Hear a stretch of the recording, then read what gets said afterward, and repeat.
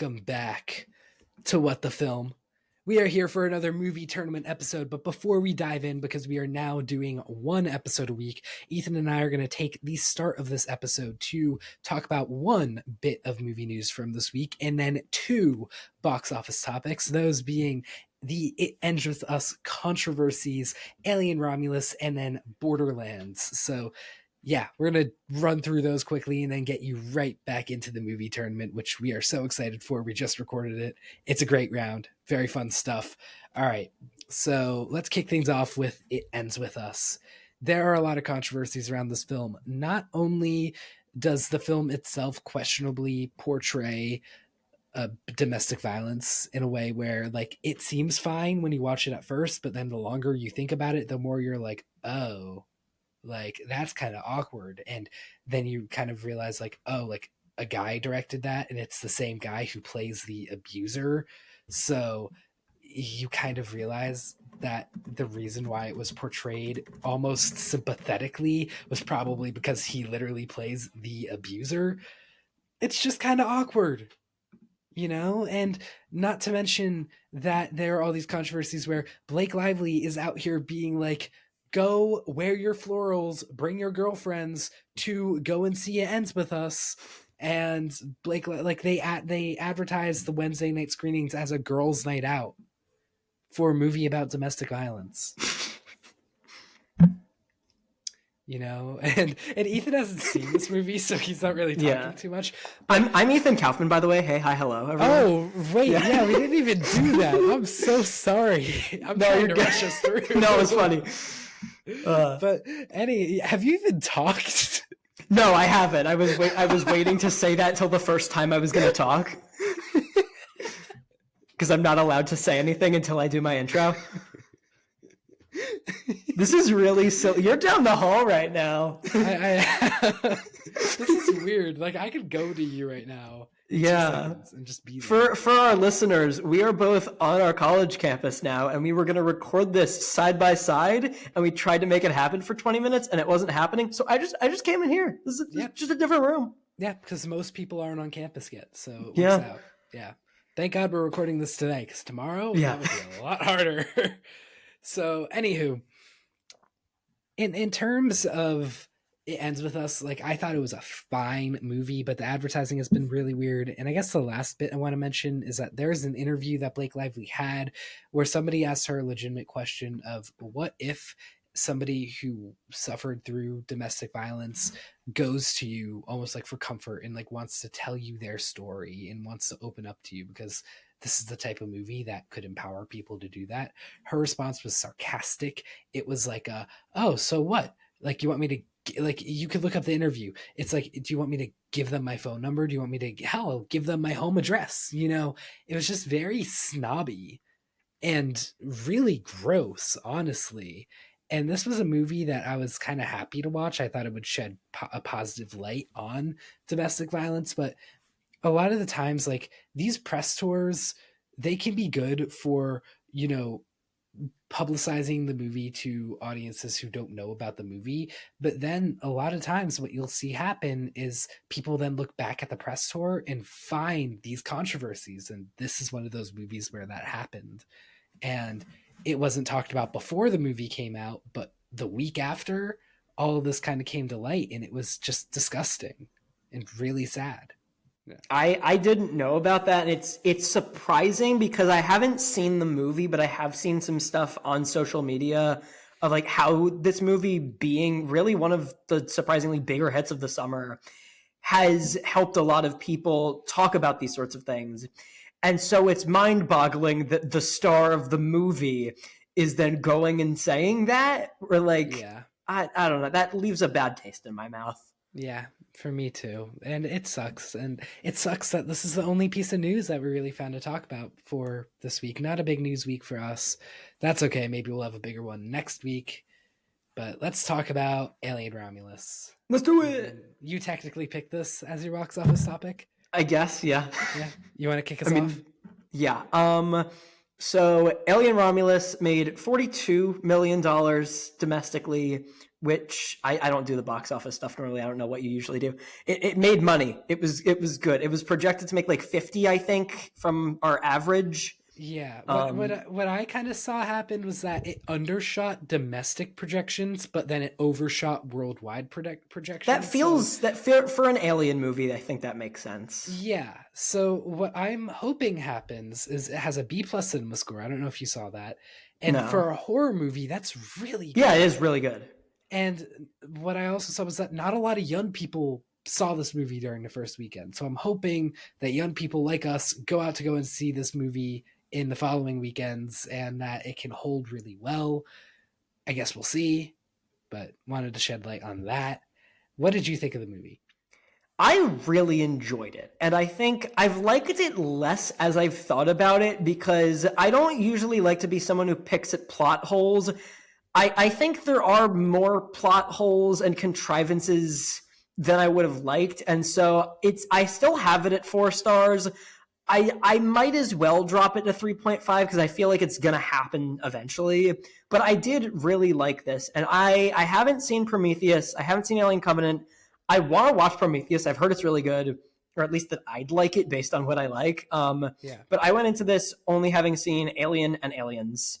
And I really, really like them both, but I don't hold them on pedestals of horror or action respectively, like a lot of people do.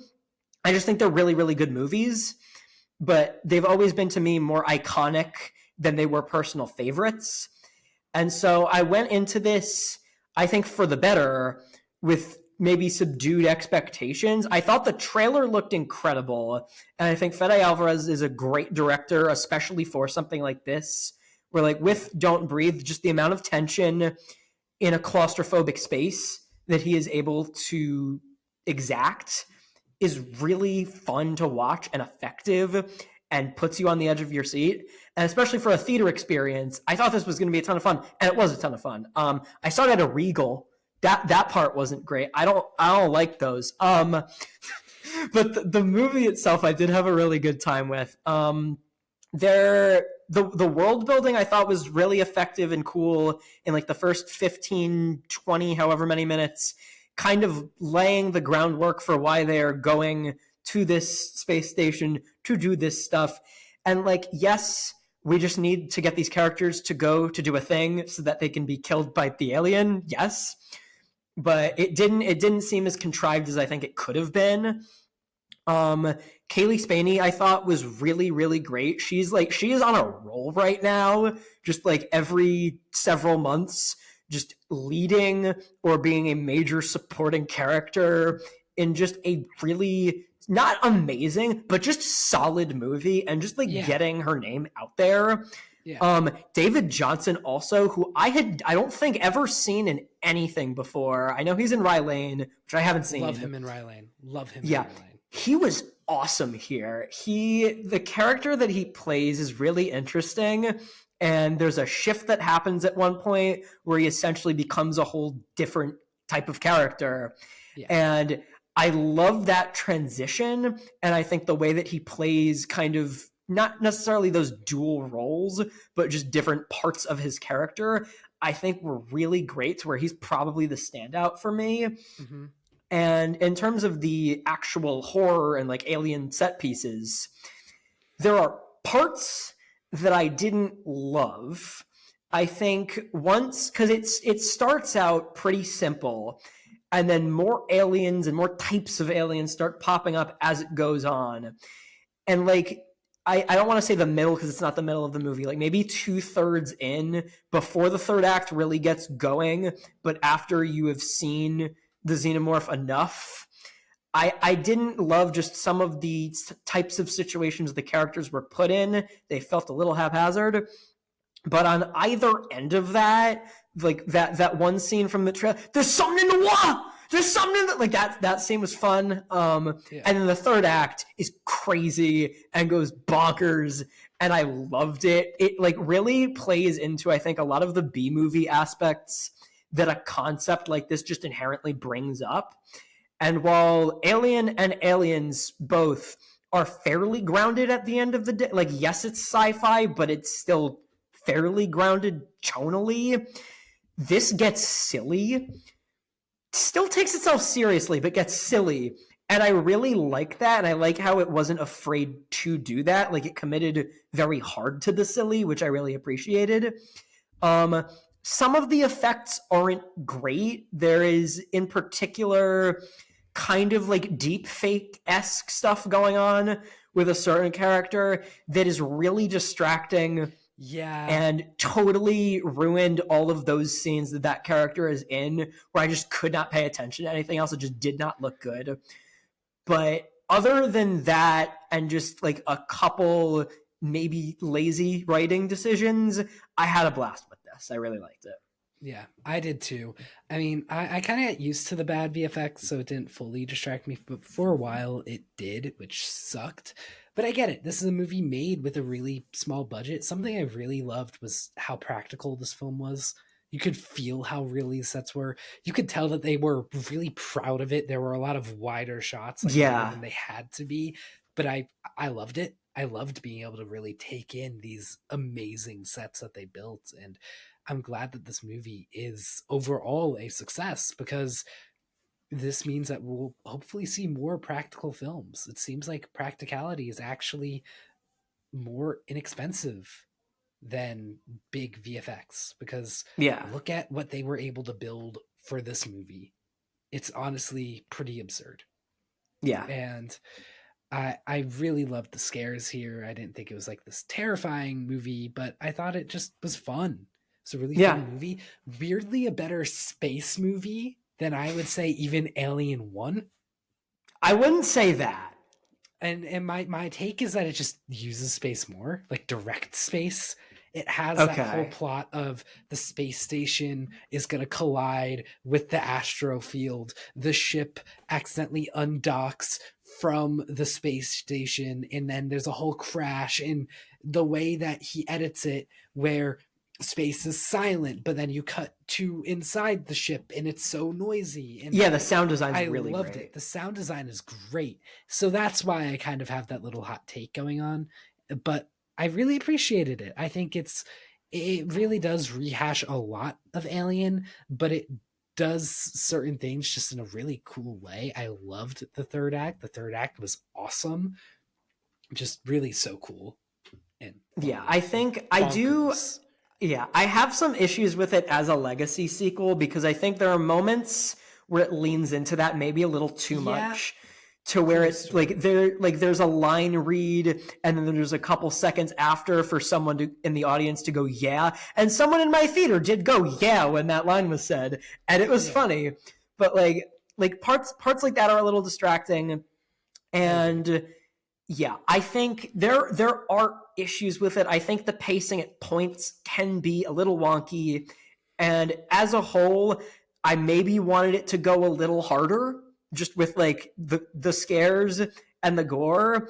Like, I think the aliens themselves, I love the practical effects, but in terms of what they do to the characters, I think I could have used a little more, where like the chest burster in the original Alien is easily like one of the most like noteworthy scenes of that. A lot of it is just the shock value of, oh my God, that's a thing. And like we know what that is. We know kind of the anatomy of the xenomorph by Romulus. But when that scene happened, it was a little too quick. I wanted a little more out of it, because like that's the like iconic Alien moment. And so for a movie that does rehash Aliens so hard, I think it could have committed a little more to the bit. Fair. But I will add, sorry, I do honestly think this movie is at its best when it does its own thing, and it's why I think the third act might be my favorite part of it, where it veers very far from the original Alien, and it works out. But would you say very far, because it still does... Okay, heavier spoilers now. It does the thing where Kaylee Spaney gets off and you think that she's safe, but then things go wrong, just like Ripley gets off in the original, and it's in a smaller location and all of that. Like, it's more enclosed. Like, you even see Kaylee Spaney get into the spacesuit. You know what I mean? Like, it does still rehash a lot of Alien. Yeah. But I was okay. You kept talking. Your turn to cut me off. Go for it. Yes. Yeah. So, however, the scarier moments, which I'm guessing is more what you were talking about, where we see this humanoid xenomorph. Yeah. You know, like, that was insane. The whole birth moment, insane. Like, one of the coolest scenes or just moments, really, of the summer for a film. Like, Yeah. moments like that are what makes me believe that this might be the best blockbuster of the summer. It's definitely up there. Yeah. I think it's number one, in my opinion. What are we counting as the start of the summer movie season? Or if Fall Guy counts, then maybe Furiosa is the best. So then this is number 2 to Furiosa. Okay. I would agree with that then. Yeah. Like, that's, which is pretty high praise, I would say. Yeah. And like, also the acid death where the guy gets tripped on and just dies. That one's not fun. Like, awesome. You know, like, this movie does its own thing, and and when it does, it really works. And yes, the rehashing moments are cool, but I really liked what Fede Alvarez did, just kind of originally, and I hope he does make another Alien movie, because I have a feeling that will be a lot more of its own thing. Yeah. And not lead into a legacy. Also, this movie is a weird allegory for autism. Yeah. Like, and it's something that I really appreciated. It was good. Yeah. I loved it, honestly, as somebody who kind of grew up on the spectrum, and when I was a little kid, I was really seen as a kid with autism, and now I'm like, I'm me. But like, back then I was really a problem, and I had a lot going on, and you know, I grew up with that.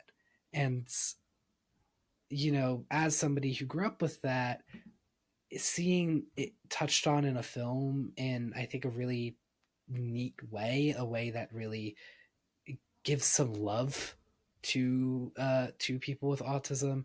I've heard the term, like, there be a term of like, oh, like, they Forrest Gump his character, and I just don't like that term. I feel like it's kind of putting autism in film in a box that is Forrest Gump. It should be more than that. I'm glad that we're seeing that in this film. I hope we get more of it, because it's something that happens in our world, and I think it's more than just like a Forrest Gump thing. And I agree a lot, and I wanted to just touch on it.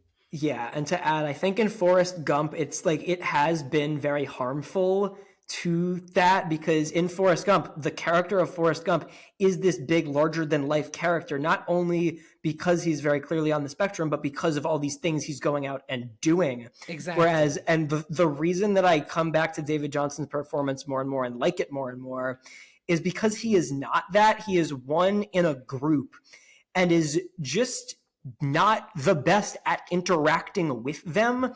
And you don't look at it and you're like, oh my God, there's something wrong with him. You're just like, he doesn't have the social skills of the rest of the group. And they're dismissive of him. It's less that they make fun of him, and it's more that he is just not an equal member of this crew for that reason. And I think it's really compelling. And again, not to spoil it, but when that shift happens, while it's frustrating because you want them all to make it out alive, and that shift changes things, it is a little satisfying to see some comeuppance happen. Yeah, exactly. And like, something that I guess I'll end up on with David Johnson, since you haven't seen Rye Lane, what I'll say about him is that he is really good at playing characters that the world doesn't see as really having a soul or personality, but he infuses so much soul, personality, and love into those characters. Like, he's really has given some beautiful performances with this and Rye Lane, and you should definitely check out Rye Lane. Yeah, that was one of the big movies last year I didn't get around to that I needed to. Yeah, you should check it out. It's on Hulu. It's great. Yeah. Good time. All right, so I guess just to wrap up before we move on to the tournament, just a couple of box office disappointments, really, kind of back to back with Borderlands and Cuckoo. Both came out like, what, 2 weekends ago? Last weekend. Last weekend. Oh my God, my bad. Dropped dramatically. Cuckoo, 71.2%. Borderlands 71.8%. Cuckoo completely out of the top 10, making under $1 million. Borderlands making under 2.5. Like, just huge disappointments. Cuckoo at least has the excuse of being an indie horror movie, but Borderlands is a $100 million video game adaptation starring Kate Blanchett.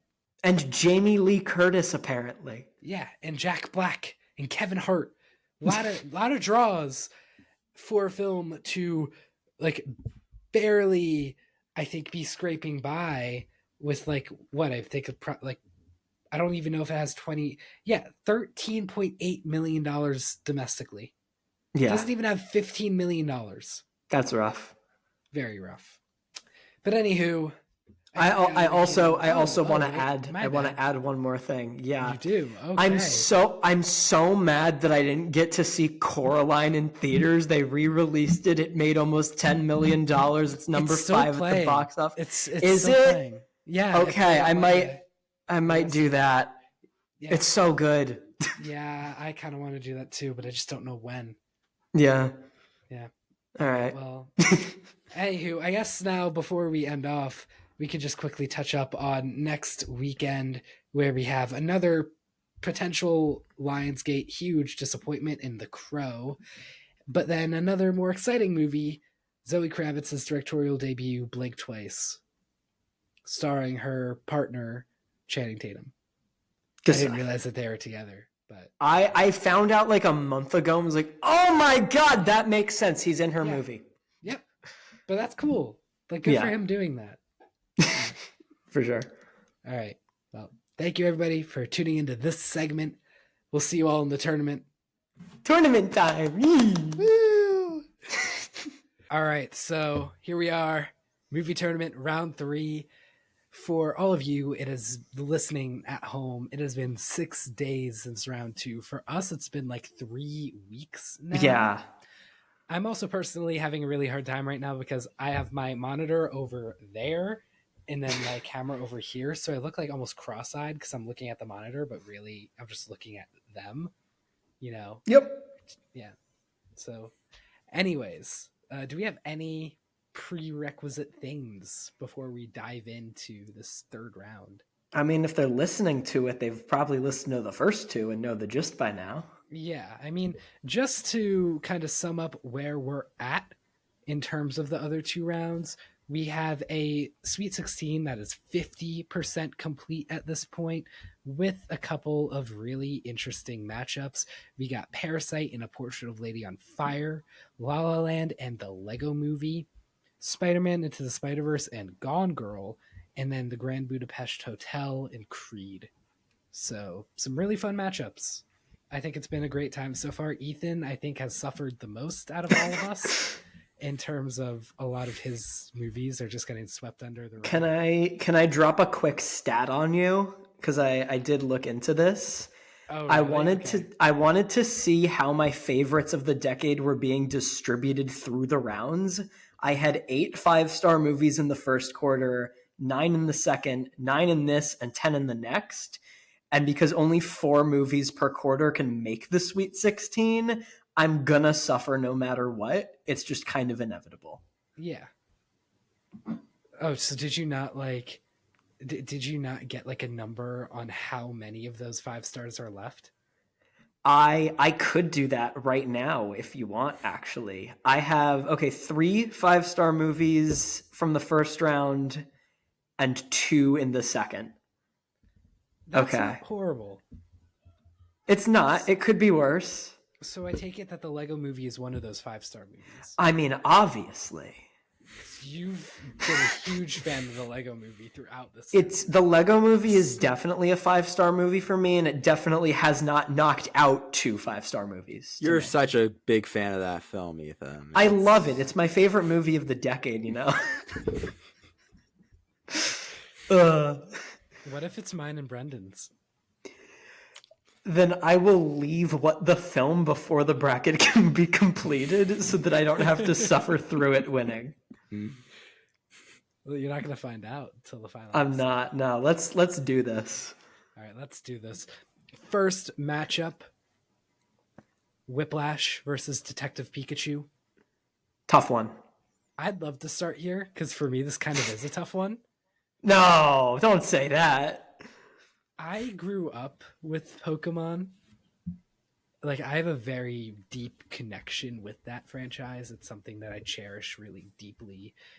Like, when I think of my childhood, one of the first things that I think of is Pokemon. So when I got to see Detective Pikachu in a movie theater, it was kind of like a magical, surreal movie going experience for me.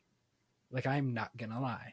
It was really special. I cried during the end credits. Oh no. First time I ever cried in a movie theater. The end Was credits of Detective Pikachu?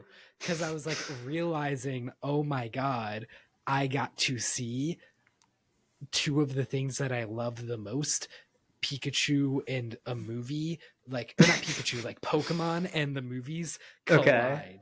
And that was like a surreal, magical, amazing experience for me. With that being said, Whiplash is just one of my most rewatchable movies of this decade. I have not watched Detective Pikachu since 2019 in that movie theater. Whiplash I've seen like 5 times. Yep. So I give it to Whiplash. Eee. But I wanted to talk about Detective Pikachu because I fought really hard. You to get did, into yeah. This tournament. I really fought Ethan to get. But was Detective it? Pikachu. Did you fight me because it was Detective Pikachu or because it was a video game movie? Because that was the logic that you threw out there and why we should keep it, because it is the only video game movie on this bracket. I use that as an excuse to get it. Okay, all right. I see what you did there. Yeah, I kind of manipulated you. All right, that's okay. You know what? Pikachu on the bracket. I mean, it's nice cool. that it's nice that we have a video game movie in this bracket. Yeah. Not the strongest decade for video game films, I would say. Right. No, not at all. I mean, we do have Wreck-It Ralph here. Oh, that's Does true. that count? I don't know if that counts because Yeah, like I it don't know if is that counts either. more original, I guess. Yeah. It's not an adaptation, but it is kind of. It's very close to video games. So. Yeah. Yes. Exactly. Whiplash clears 3-0. Yeah. Yeah, I believe so. Yep. I would Ethan's hope so. Happy at that. I'm so happy. All right, John Wick versus Black Panther. Who's starting? I'll start. I mean, seeding wise, it's the closest in the quarter. It's 16 versus 17. And when I first saw the matchup, I was like, this might be an interesting one. As I thought about it more, it's John Wick for me, and it's not really that close. I think like Black Panther is totally one of the landmark movies of the decade in terms of what it did by having just such a majority African-American cast on such a huge blockbuster scale. Like that really hadn't been done before. And so I don't want to discount it for that. I think Michael B. Jordan is really great as Killmonger, still one of my favorite MCU villains. But I've said this a lot last episode with Fallout, I love just straight action movies when they are done really well. And while John Wick, I might even say is my least favorite John Wick movie, which is an incredibly unpopular opinion, I'm aware, I still think it being as contained as it is, it has some great action sequences. The one in the club stands out is just the lighting. I watched a video essay on how colors were used to indicate like who in the scene was safe and who was in danger. And you can tell it was very deliberate. And I think it totally surpassed expectations. Nobody thought it was going to turn into anything. It looked like just another washed up actor doing like a straight to video type action movie because they have nothing else left. And instead there is so much cool world building where yes, you have Wakanda and Black Panther, but I think like the big sloppy CGI fest of a third act does not hold up on rewatch. Pretending to kill off T'Challa with 45 minutes of movie left does not hold up. And so while there are parts of Black Panther I love, as a package, it just doesn't win out this one for me. What about you guys? Brendan, do you want to start? Sure. John Wick is a really great action movie. It does a really good job at kind of starting this franchise and kind of just bringing back Keanu Reeves in a really great role. And there's so many great action movies, and what kind of it does best out of all of them is there's a lot of really good emotion throughout and a really core of the story. Like, John Wick loses his dog in this one. This is like maybe his lowest point, or one of his most saddest points in the franchise. But I think Black Panther is one of Marvel's best films. I think it has a great Killmonger is a fantastic villain. There's so many great drama throughout. I think Chadwick Boseman is fantastic in this, and I love his arc from beginning to end. And I don't mind that they kind of pretend to kill him off ish, because it gives a lot of good time to flesh out the supporting characters. And I think despite the not too great third act, I think I'm okay with it, just because I love the characters so much, and I think the story still reigns strong despite the okay action. And yeah, I think it's one of Marvel's best. So I'm going with Black Panther.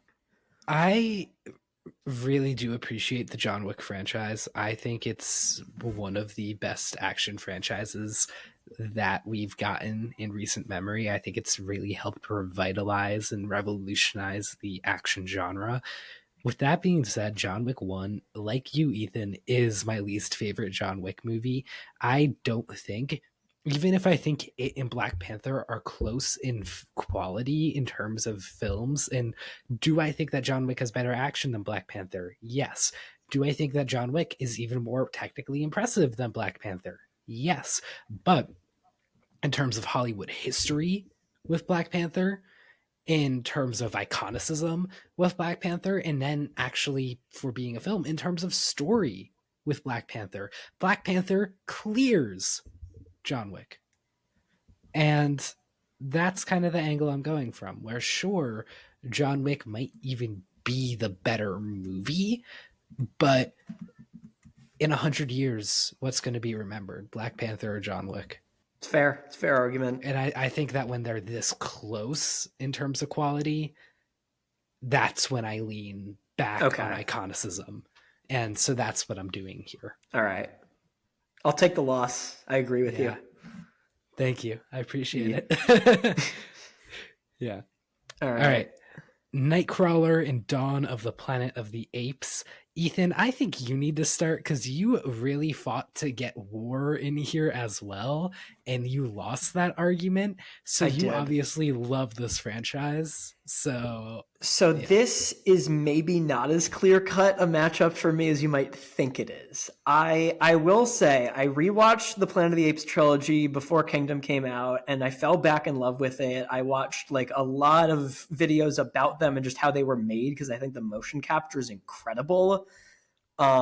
Caesar as a character is fantastic, and just as a trilogy, it is one of the best modern trilogies, and I think Dawn is the best movie of it. And it's tough because I've spent more time with the Planet of the Apes movies collectively than I have with Nightcrawler. Nightcrawler is amazing. It's one of my favorite Jake Gyllenhaal performances. The eerie mood throughout the whole thing, I think, is really great. And as, just speaking personally, as I have gotten more into journalism, just in terms of like what I'm doing here at college, it takes on new life and gets like even scarier. And I love it because it's not a horror movie, it's a thriller, but it gets under your skin really effectively. And it's tough because it is a more contained story, and Dawn of the Planet of the Apes is this post-apocalyptic blockbuster. And I didn't know initially which one I was going to lean towards. I think I am going to go with Dawn kind of narrowly, just because it's like this Shakespearean tragedy in a way, the way that like Koba and Caesar go head to head. And I think the conflict of the apes and how like, because Jason Clarke's character is trying to work with them, but I think this movie demonstrates that in this world, the apes and the humans working together is just not sustainable. And it sucks because they both want peace, but they just can't get there because it's just not meant to be. And I think that really resonates with me at an emotional level. So I am going to lean Dawn, but Nightcrawler is awesome too.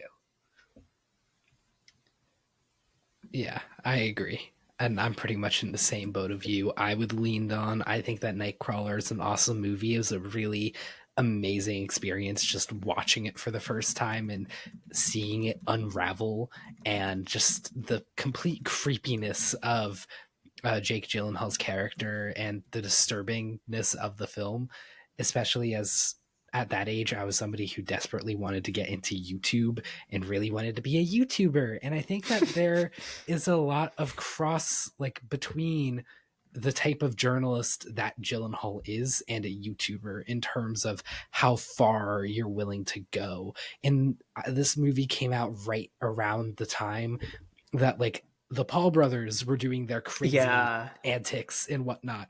So the timing as somebody who wanted to be a YouTuber and and you know, seeing this movie about reporting, but really mostly about how far are you willing to go for your dreams and the horrors of that was kind of eye-opening to me and really cool. With that being said, Dawn, it's just a part of, like you said, such a great trilogy. It's the best film in that trilogy. Caesar is amazing. Jason Clarke, I think, has a great performance here. Gary Oldman is in this movie. I love Gary Oldman's so good in it. When he has the megaphone, he's making the speech. Oh my god, so good. The scene when he looks at the picture of his family and just cries, and it's like the only characterization he gets, but it's so perfect. And it's enough. It's just enough. And Koba, just Koba. Yeah. Yeah. I'm excited to talk more about it now that it's advanced. Like, I want to keep talking about it. Mm-hmm. I agree. All right. Well, Brendan, would you also pick Dawn? Pretty much. I 100% agree. Yeah, I love Nightcrawler, but Dawn of the Planet of the Apes, I love this trilogy so much, and this one is the best. I love, like what Ethan said, it's kind of a Shakespearean tragedy. You know, they're so close to like just getting everything right and kind of getting at peace, but kind of the worst tendencies and some of the worst on both sides just kind of collide, and it just leads to the wars. Yeah, I'm going with Dawn. Nightcrawler getting no votes sucks, though. Yeah, I think seeing Nightcrawler get no votes, it shouldn't be a testament to Nightcrawler not being great. It should be a testament to how good the Planet of the Apes trilogy is, and a testament to just our tastes. Yeah. Also, quick pause, because I do hear myself reverberating. Ooh. Test. Wait, Ethan, you don't test. No test. Ah! Yeah, Ethan, that's you. Try it again. Ah! That's better. Okay. How low are we? Right now, you're like a third.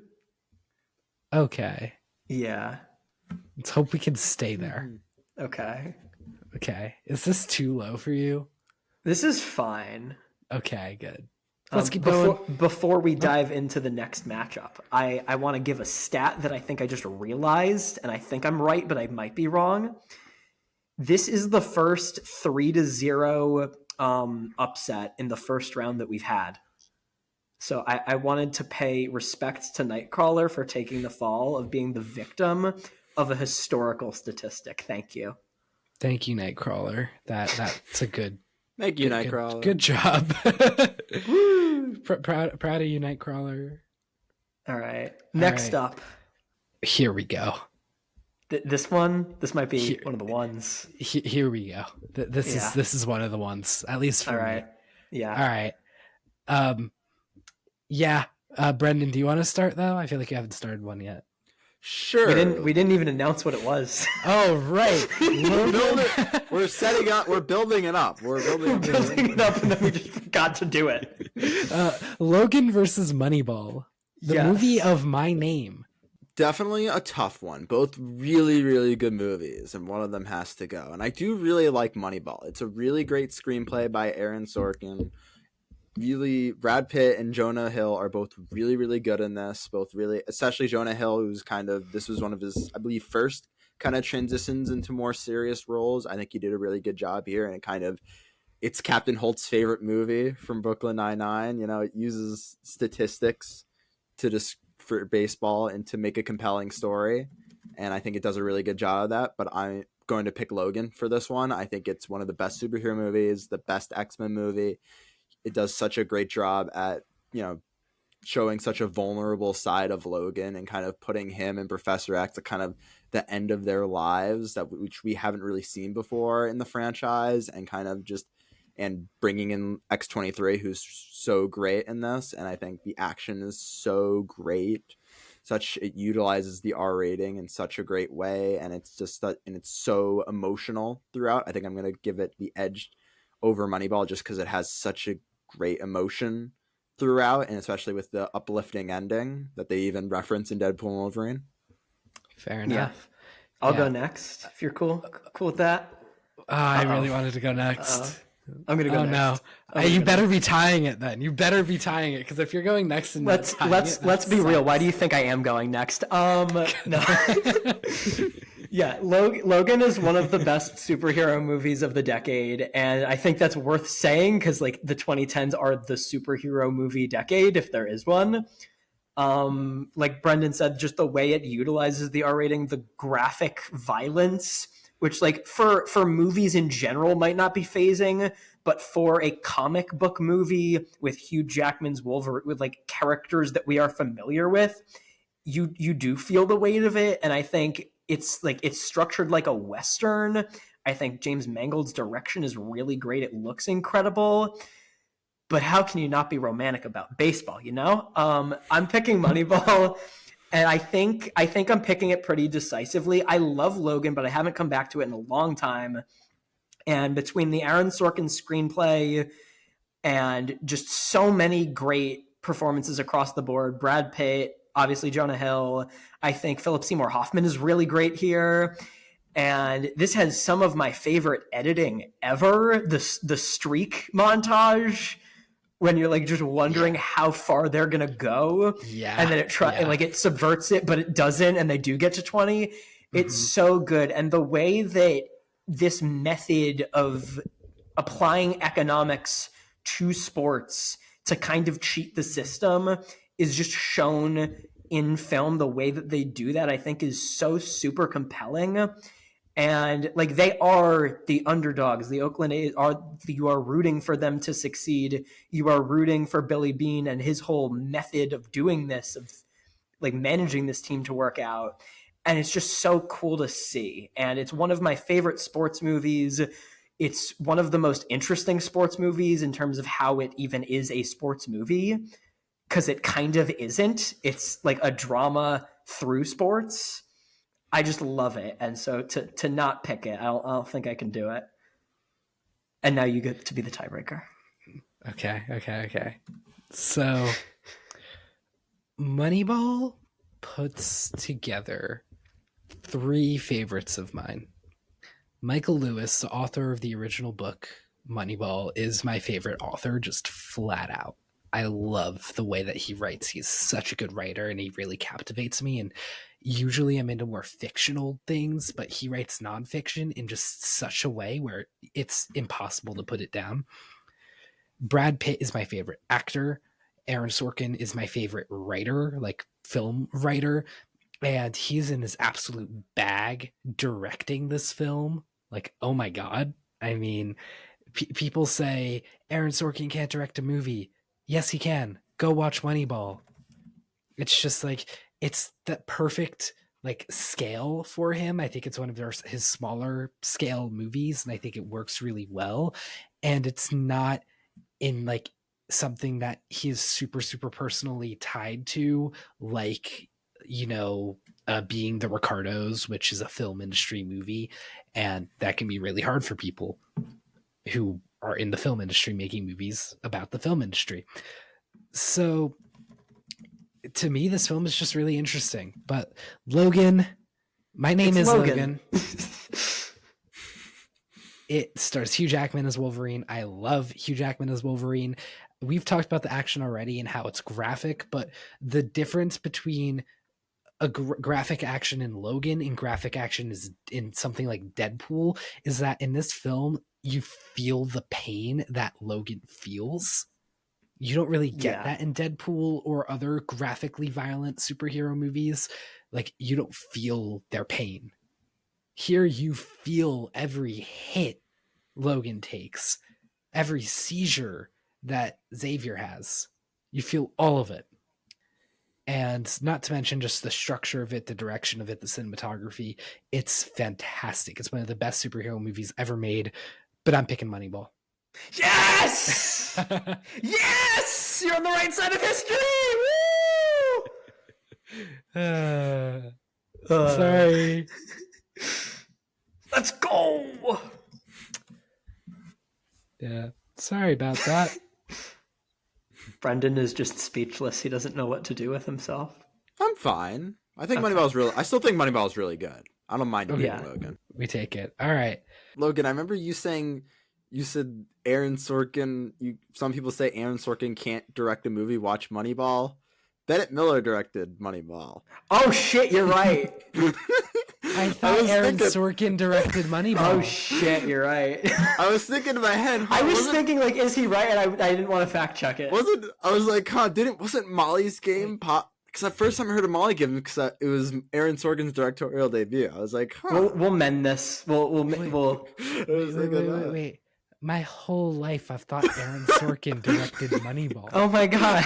My entire No. Oh no! I thought Aaron Sorkin directed Moneyball. Oh no! This is one my of my favorite movies ever.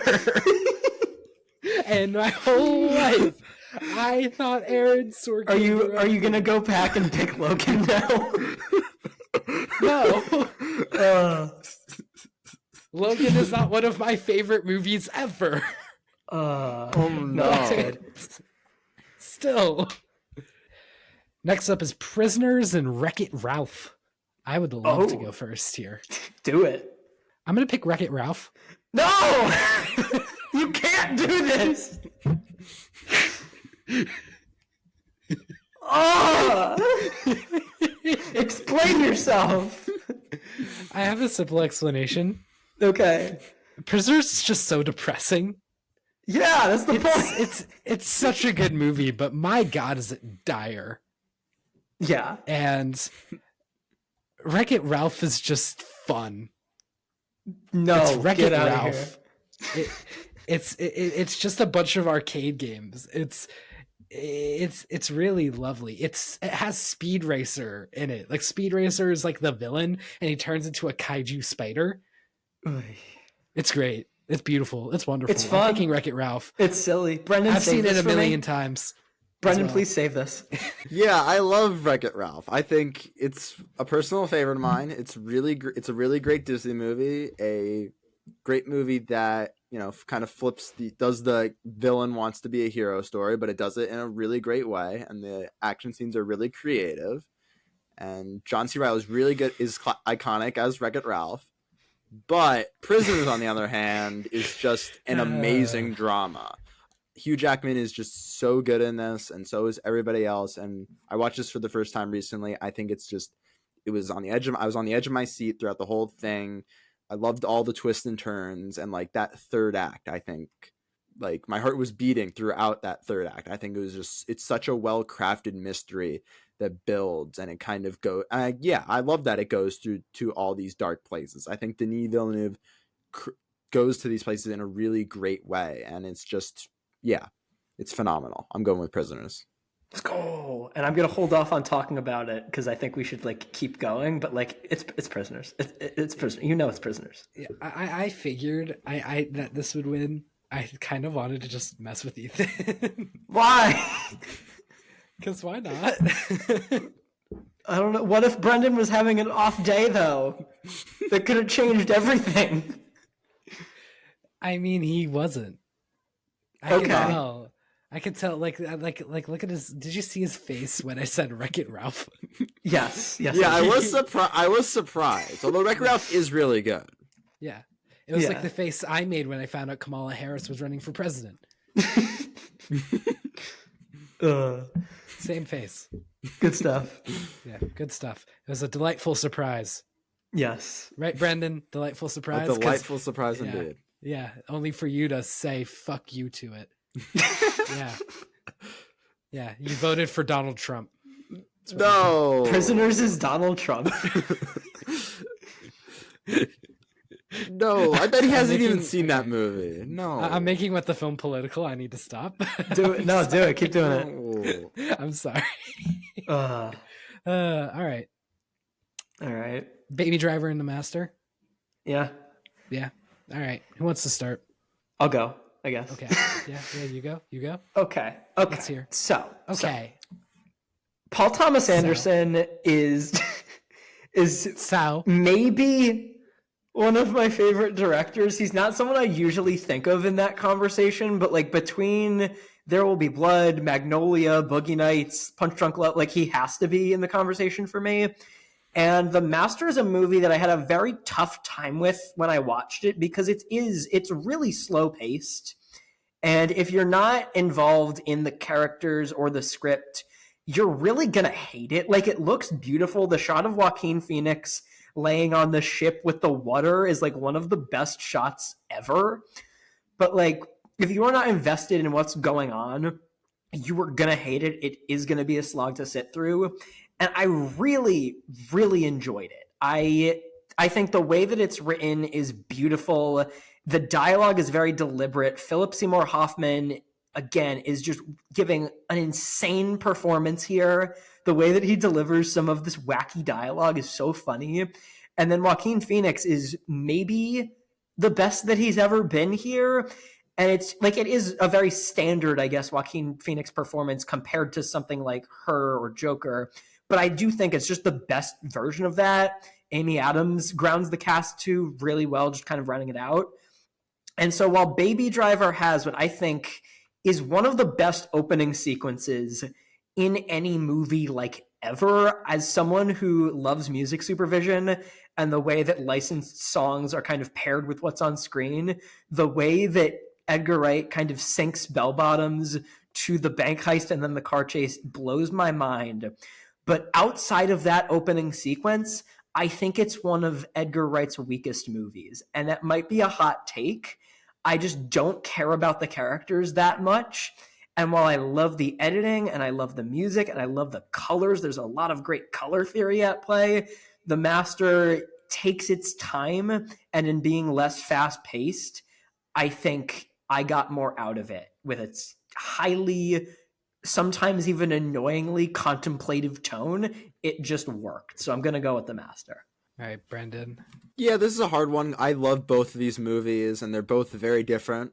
Like, it's a extremely fast-paced movie versus a much more slower film. But I'm going to go with Baby Driver because Edgar, kind of like Ethan said, Paul Thomas Anderson, one of his favorite directors. Edgar Wright is one of my favorite directors, and I think Baby Driver is another excellent film from his filmography. I love the characters, and I think the opening sequence is kind of perfect, but I think it still keeps that energy throughout and leads to like an extremely entertaining third act. And I think I love how the music is integrated into the story, and the editing and the cinematography, and there's just so much excellent filmmaking throughout, especially the sound mixing. So many great lines. I think it's more towards preference. Like, I think I prefer the more fun energy in Baby Driver than the kind of slow pace of The Master, which is great, beautiful. I mean, Joaquin Phoenix and Philip Seymour Hoffman are kind of just delivering great performances, and just kind of, they're a tour de force in that. But I think Baby Driver, I prefer that film. So for me, The Master peaked so hard when Joaquin and Philip Seymour Hoffman were just in the room together, just talking. It's like 30 minutes into the movie, and that conversational scene is one of the best conversational scenes of any movie in this tournament. It is so good. I would agree with that. So good. The chemistry is electric between those two. Like, they could have been gay for each other. I'm sorry. They could have. I was feeling it. I was totally feeling it. And I was like, come on, please kiss, guys. Please. And then they didn't. And I was really bummed out. Joaquin Phoenix would want no part of that. If he's going to be in in a gay relationship, he's going to exit the movie. Good point. His characters, so I had a bit of problems with that. Yeah, but it felt like he could have broken that. Yeah, like almost like an awakening, like being so hateful that you're actually just afraid of yourself. Yeah, could have been a good movie. Wow. Too bad that's not what it is. And I did really like just the acting in this film, the cinematography. It's an amazing looking film, but it's just kind of bland in my opinion as a story. It just wasn't really for me. Really. That's okay. And I hate saying that. I wanted to like it, but I just didn't. Yeah, Baby Driver for me. Yep. Bell bottoms. Bell bottoms. Bell bottoms. Yeah. Oh my god. The reaction, because so we're in the three of us are in this thing called Music League together. Or Music League. Some people, when I've told them about it, think I'm talking about Music Lee, like what TikTok used to be. Oh, I'm gross. like, no, I promise you, I'm not talking about it. So Music League, there's a bunch of different rounds, different categories, and you get to submit songs for those categories. So we had us on for a round for needle drops, and somebody submitted bell bottoms, and Bell that came on, bottoms. and I freaked out. I was like, oh Yeah. my god, this is awesome, just because immediately the scene came back into my head, and literally for that scene alone, Baby Driver wins. Totally. Yeah, it's not even my favorite scene in this quarter of the bracket. Now I'm thinking what that is. Yeah, just saying that, but All right. still, it's that good. All right. Next up, The Wolf of Wall Street and Frozen. What is this matchup? This is one of the silliest matchups on the entire bracket. Yeah, I don't think we need to talk about it. They're be both honest. They're both 2013 movies. They are. But I don't think we need to talk about it. Sure, Frozen is one of the most like influential IPs to our generation. It is just huge now, but I would assume that Wolf clears for us. Yeah. Yeah. Yep. All right. Yeah. All right. Rabs. Manchester by the Sea and A Quiet Place.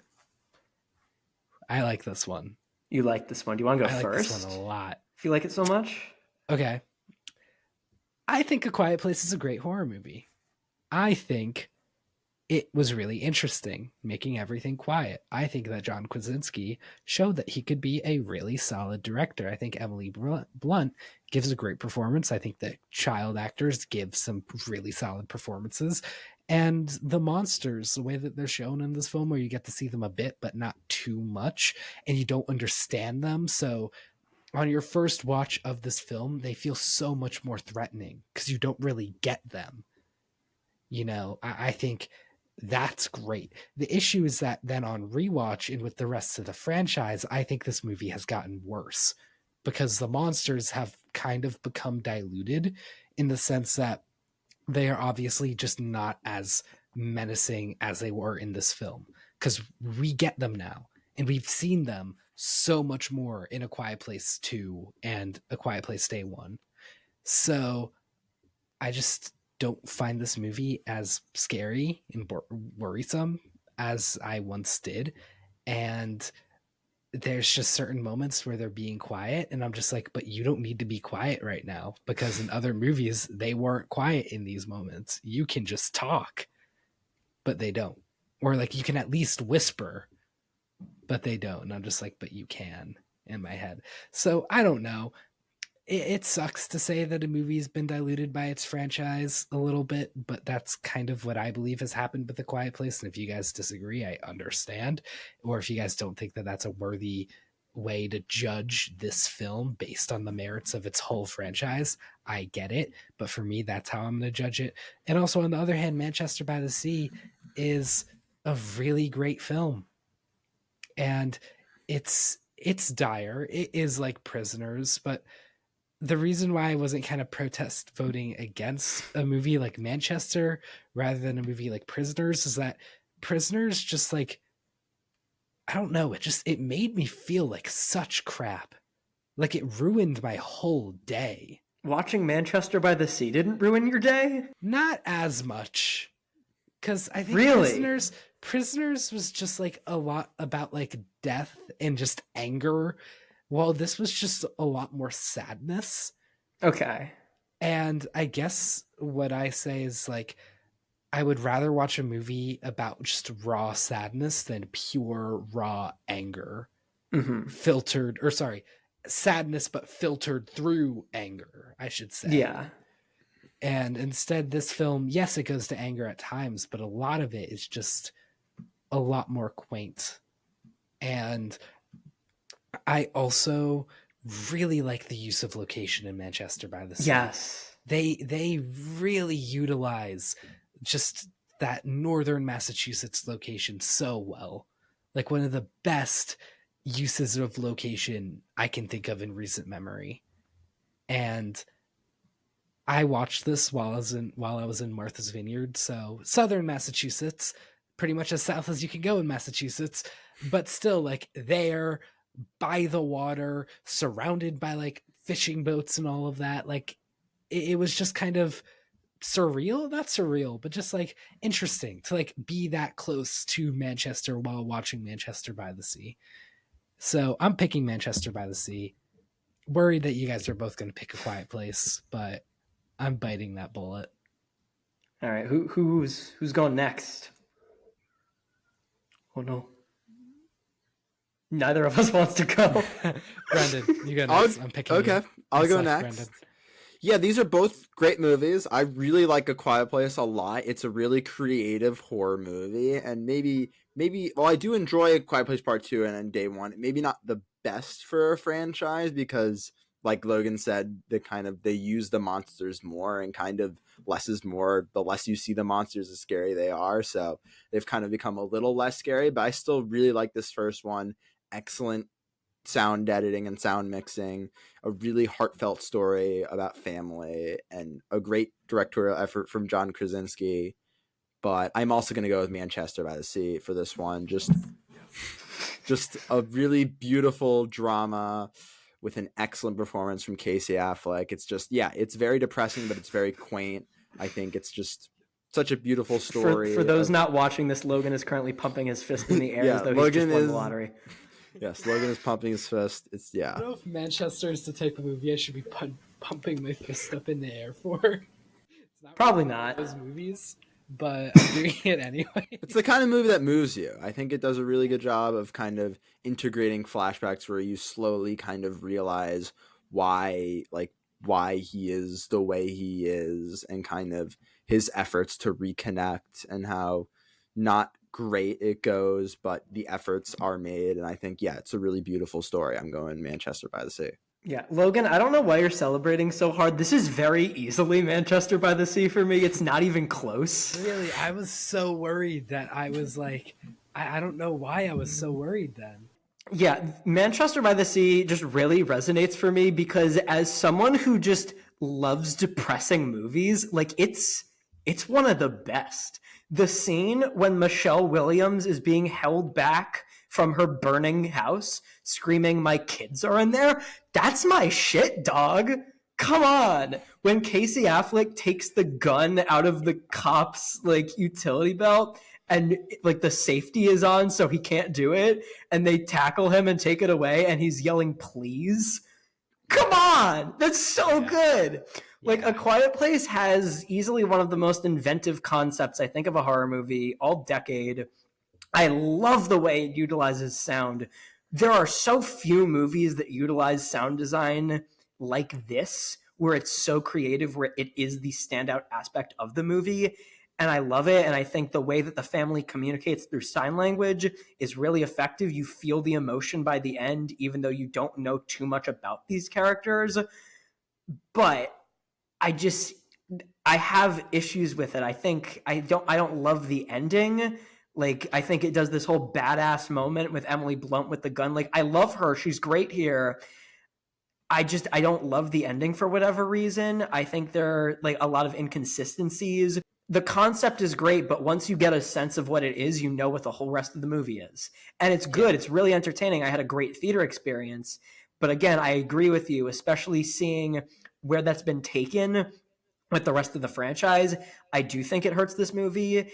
And while you said that might not be a great way to judge a movie, that is apparently how we are all judging this movie. So it's valid, because if we are all using that to make this pick, it's got to be considered. So yeah, Manchester by the Sea for sure. Okay. I kind of forgot that I could just be like, oh, I think that this clears, and then if you guys agree, then we could have ran through that in 2 seconds. So No, I think it made I'm for a gonna good do that. conversation. It Yeah, did, but really to good conversation. speed things along, This I'm gonna one do you that can for go the, through. the next one. Get Out clears Kung Fu Panda 2. Totally. Yeah, okay. Sorry, Kung Fu Panda. It's a great movie. Lord Shen, fantastic. The backstory with like Poe being abandoned, like I love it, but like it's Get Out. Yeah, Yeah. exactly. Come on, dude, it's Get Out. And you know, to abuse these clear powers, I think Paddington 2 clears Before Midnight. I'm gonna disagree. I don't think it's as like wide of a gap. Yeah, But in my opinion, it does. And I'm just gonna more speak on Before Midnight. no. Okay. I kind of figured that you were gonna like you would both disagree, but I thought that would be a little fun moment there. So yeah, Paddington 2, just to talk about it briefly before I get into Before Midnight, is just a fantastic kids movie. It's magical. It's wondrous. It's, to me, it really is just Paddington 1 with Hugh Grant, but Hugh Grant makes a solid difference. On the other hand, Before Midnight is, in my opinion, the weakest movie in the Before trilogy. And I felt like the structure of like the Before structure just worked better for Sunrise and Sunset because it just fit the young newfound love, while I feel like for Before Midnight they do a really good job like showing the marriage and showing how it's going, and the chemistry is still there and it has some amazing aspects. But I feel like it would have been a better movie if we just actually got to see the things that they talked about, but then that would have been inconsistent with the Before trilogy. So that's why they didn't do it like that. But I think that that would have made for a better movie, in my opinion. And yeah, that's kind of Vibes. my take. Is it my turn to be the contrarian? Sure. This hurts because I love Paddington 2 so much. When it basically goes Grand Budapest Hotel in the prison, and like they're all wearing like the black and pink like prison guard. Like I love that. Brendan Gleeson is giving a really fun supporting performance there. Obviously, Hugh Grant is so silly. I love him so much. And it like the sequence on the train at the end is bonkers. Oh my god. It is one of my favorite like straight family films ever, I think. And so voting against it is so tough. But the Before trilogy is like pretty much tied with Lord of the Rings as my favorite trilogy of all time. And while I would say Before Midnight is the weakest of the trilogy, I still think it's a 5-star movie. I think it's so different from the other two, where Sunrise and Sunset, it's just kind of Jesse and Celine talking the whole time, just them. But here, the first half is them with these people that they're staying with in Greece. And I think that's a really cool dynamic because it's essentially the first time you're seeing them interact with other people. Fair. And the way that those conversations go, where they're reflecting on the relationship, I think is really effective. The way that the big conflict of the movie is set up is great. You know, from the first scene that the kind of drama behind the scenes with Jesse and his ex-wife and how he feels about his kid is going to be the heart of the entire movie within just like 30 seconds of seeing him interact with his son. And it's so great. And then the whole second half, when they're arguing in the hotel room, is like a better version of the Marriage Story fight, where like I love the Marriage Story fight, but it is very contrived and dramaturgical, and that it just kind of keeps ramping up until they're yelling at each other and Adam Driver's punching the wall. Here there's an ebb and flow where like they'll talk, someone will say something wrong, and then they start going at it, and then they take 10 seconds to cool off, and then one of them leaves the room, but they had something else to say, so they come back and say it, and then that starts a whole nother argument. And it's just the way that the argument happens feels so much more grounded and realistic than like any other argument I have seen in a movie ever. And it's perfect. And I think that the way that this stands in the trilogy where when they're in their 20s and Before Sunrise, it is so beautiful and romantic, and you get swept up in that. When they're in their 30s and Before Sunset, you still kind of have that lingering, but it's a little complicated because they're a little older. And so you don't even know if you want them to succeed as a couple, but you know they should. And here it's like, this is the thriller. This is when it gets like dark and you don't know if they're even going to make it. And it sucks. And you want them to work it out. But you can tell that like, even if they are together at the end, which they are, it is so messy and it is so flawed, but that's life. And so I love that that's kind of how this trilogy ends, where it is so romantic, almost in a way that's detached from reality. And by the end, you are fully in it with them. And they are these totally real people instead of just characters. And so I have to pick it as much as I love Paddington 2. And I kind of hope that, Brendan, you pick Paddington 2, because like I talked Before Midnight to death and don't need to talk about it anymore. So we'll see.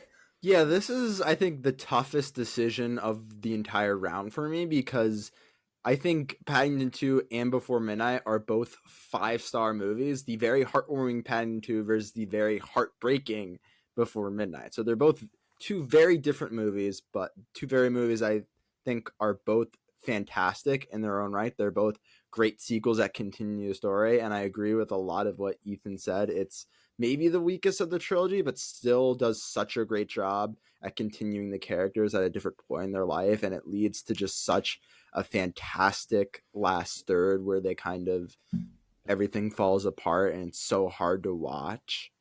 But I think I'm gonna give, I don't think Paddington 2 clears Before Midnight. I think it's just the ever so slightly beats Before Midnight, just because I think I prefer it. It's just such a wholesome movie. It's such a great continuation of the first one. Such a fun story with Paddington going to prison, trying to fix his name and take down Hugh Grant. And it's just such a beautiful story about one person or one bear trying to like, and how one bear kind of creates a positive impact throughout an entire community and two entire communities and makes a better impact. And that's how he that really helps him win the day at the end. Yeah. So I go Paddington 2. Nice. Okay. Nice. I just want to say, when I say like clears, my kind of way of meaning that is just, I think that the movie is kind of better in like all categories of film. Okay. Not that like it's astronomically better than a movie, but in every little category: acting, cinematography, directing, writing, iconicism, any kind of like category you can think of. I can't see a category that I think one movie, or that I think the movie that is getting cleared beats the movie that, in my opinion, clears. You think Paddington 2 has better acting than Before Midnight? Yeah, I think so. Whoa. I think like the categories of acting are very different. I think like, it's hard to judge drama versus comedy acting. Yeah. But, and there's a rawness to Before Midnight, and I don't know. I had so much fun with Brendan Gleeson, Hugh Grant, just everybody in Paddington 2, and Sally Hawkins as well. Yes. Yeah, she's great. No one talks about her. I think and she's not going to be in the third one, and it kills me. She's my favorite part of these movies, and she's not in them anymore. She's just so motherly. Yeah. I think the entire supporting cast in Paddington 2 is really great. Everyone has like a very small, there's so many characters that have a very small role, but they do make a good impact. Yeah. Yeah, I agree. All right. Moving on to Hereditary and the Tree of Life. This is a hard one. I'll go first. Yeah? You with your wide eyes? You're picking I Hereditary. hate this. I hate this because I'm picking Hereditary, and it's obvious. Yeah. But like, I love the Tree of Life so much. I always forget how much I love it, and then I go watch it, and like, holy crap, this is mind-blowing. This is the best thing I've ever seen. Maybe that's just because it's the only Terrence Malick movie I've seen, and they're all just like that. I wouldn't know. But the scene when Lacrimosa is playing, and it's just shots of the galaxy, like, from an audio-visual perspective, it is one of the most incredible things I have ever seen. We keep talking about Brad Pitt. Brad Pitt is amazing here, and he's playing one of the very greatest space movies of all time. It is. And Brad Pitt is playing this guy who you don't like, and that never happens. And it's fun to see. I love watching him play against type. It's really cool. But Hereditary is one of the best horror movies of all time. I think Ari Aster's direction is insane. I love the way that it develops where you aren't even quite sure what kind of a horror movie it is. You don't know it's involved in all the occult stuff until you get there, but it's really satisfying. Toni Collette is giving probably one of the best leading performances of the decade. The scene at the dinner table when she's just screaming and just goes off on that monologue is beautiful to watch. And it has this intense feeling of dread that's different from a lot of other horror movies where it's more anticipatory dread, where you're expecting something to happen and you're dreading it. Hereditary brings a lot of more depression to it because it is so entrenched in those familial dynamics. And like you are watching people react to their loved ones not being around anymore. And it's not even in the horror movie sense of, oh, they've been killed off by some force. It's in they're dead because natural causes or car accident or something like that. And that is where the horror comes from. And it's so good. And I love it. And I'm hoping that it makes it through so I can talk about it more because it's the best. Thank you. It's fair. I have never seen a movie move before the way that I saw it move in The Tree of Life. The Tree of Life, just motion in that movie is different than anything I've ever seen before in a film. There's a look and a feel to this movie that I think is just kind of unmatched, in my opinion. And maybe there's like one other movie actually in this quarter of the bracket where I'd say maybe it kind of matches it in terms of movement. And I know what you're talking about. Or maybe not feel, but movement for sure. Yeah. So that's why I don't want to vote for The Tree of Life, because I want to vote for that movie. Okay. And because I think that movie is genuinely better than the movie it's against. Well, this one, I'm like, it's really a toss-up for me. So I'm going to go with Hereditary. Ari Aster should be on to the next round.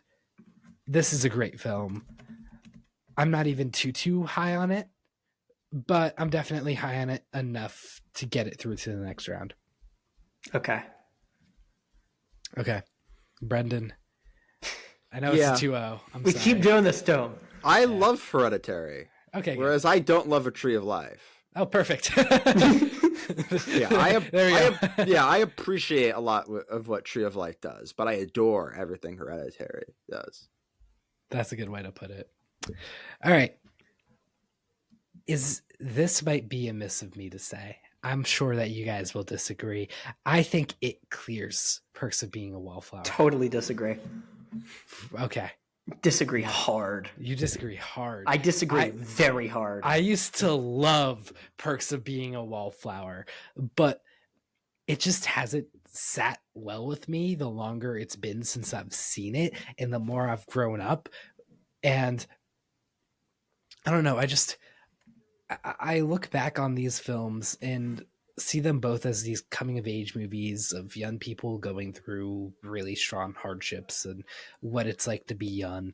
And the kind of difference I see is that Perks of Being a Wallflower does it in the sad drama way, and it does it in the cool Stephen King horror way. And I like the cool Stephen King horror way better. That's fair. That's totally fair. I think totally fair. If I'm just looking at this from like them both being coming of age movies and how creatively that is done, it totally wins. And I'm so happy that it became such a huge thing, because this was like right around, I'm not going to say the peak of Stranger Things popularity because it's not, but it's like it was right around season 2 coming out, and they're very, very similar and had very similar audiences. And so that definitely boosted it. And I love it. For sure.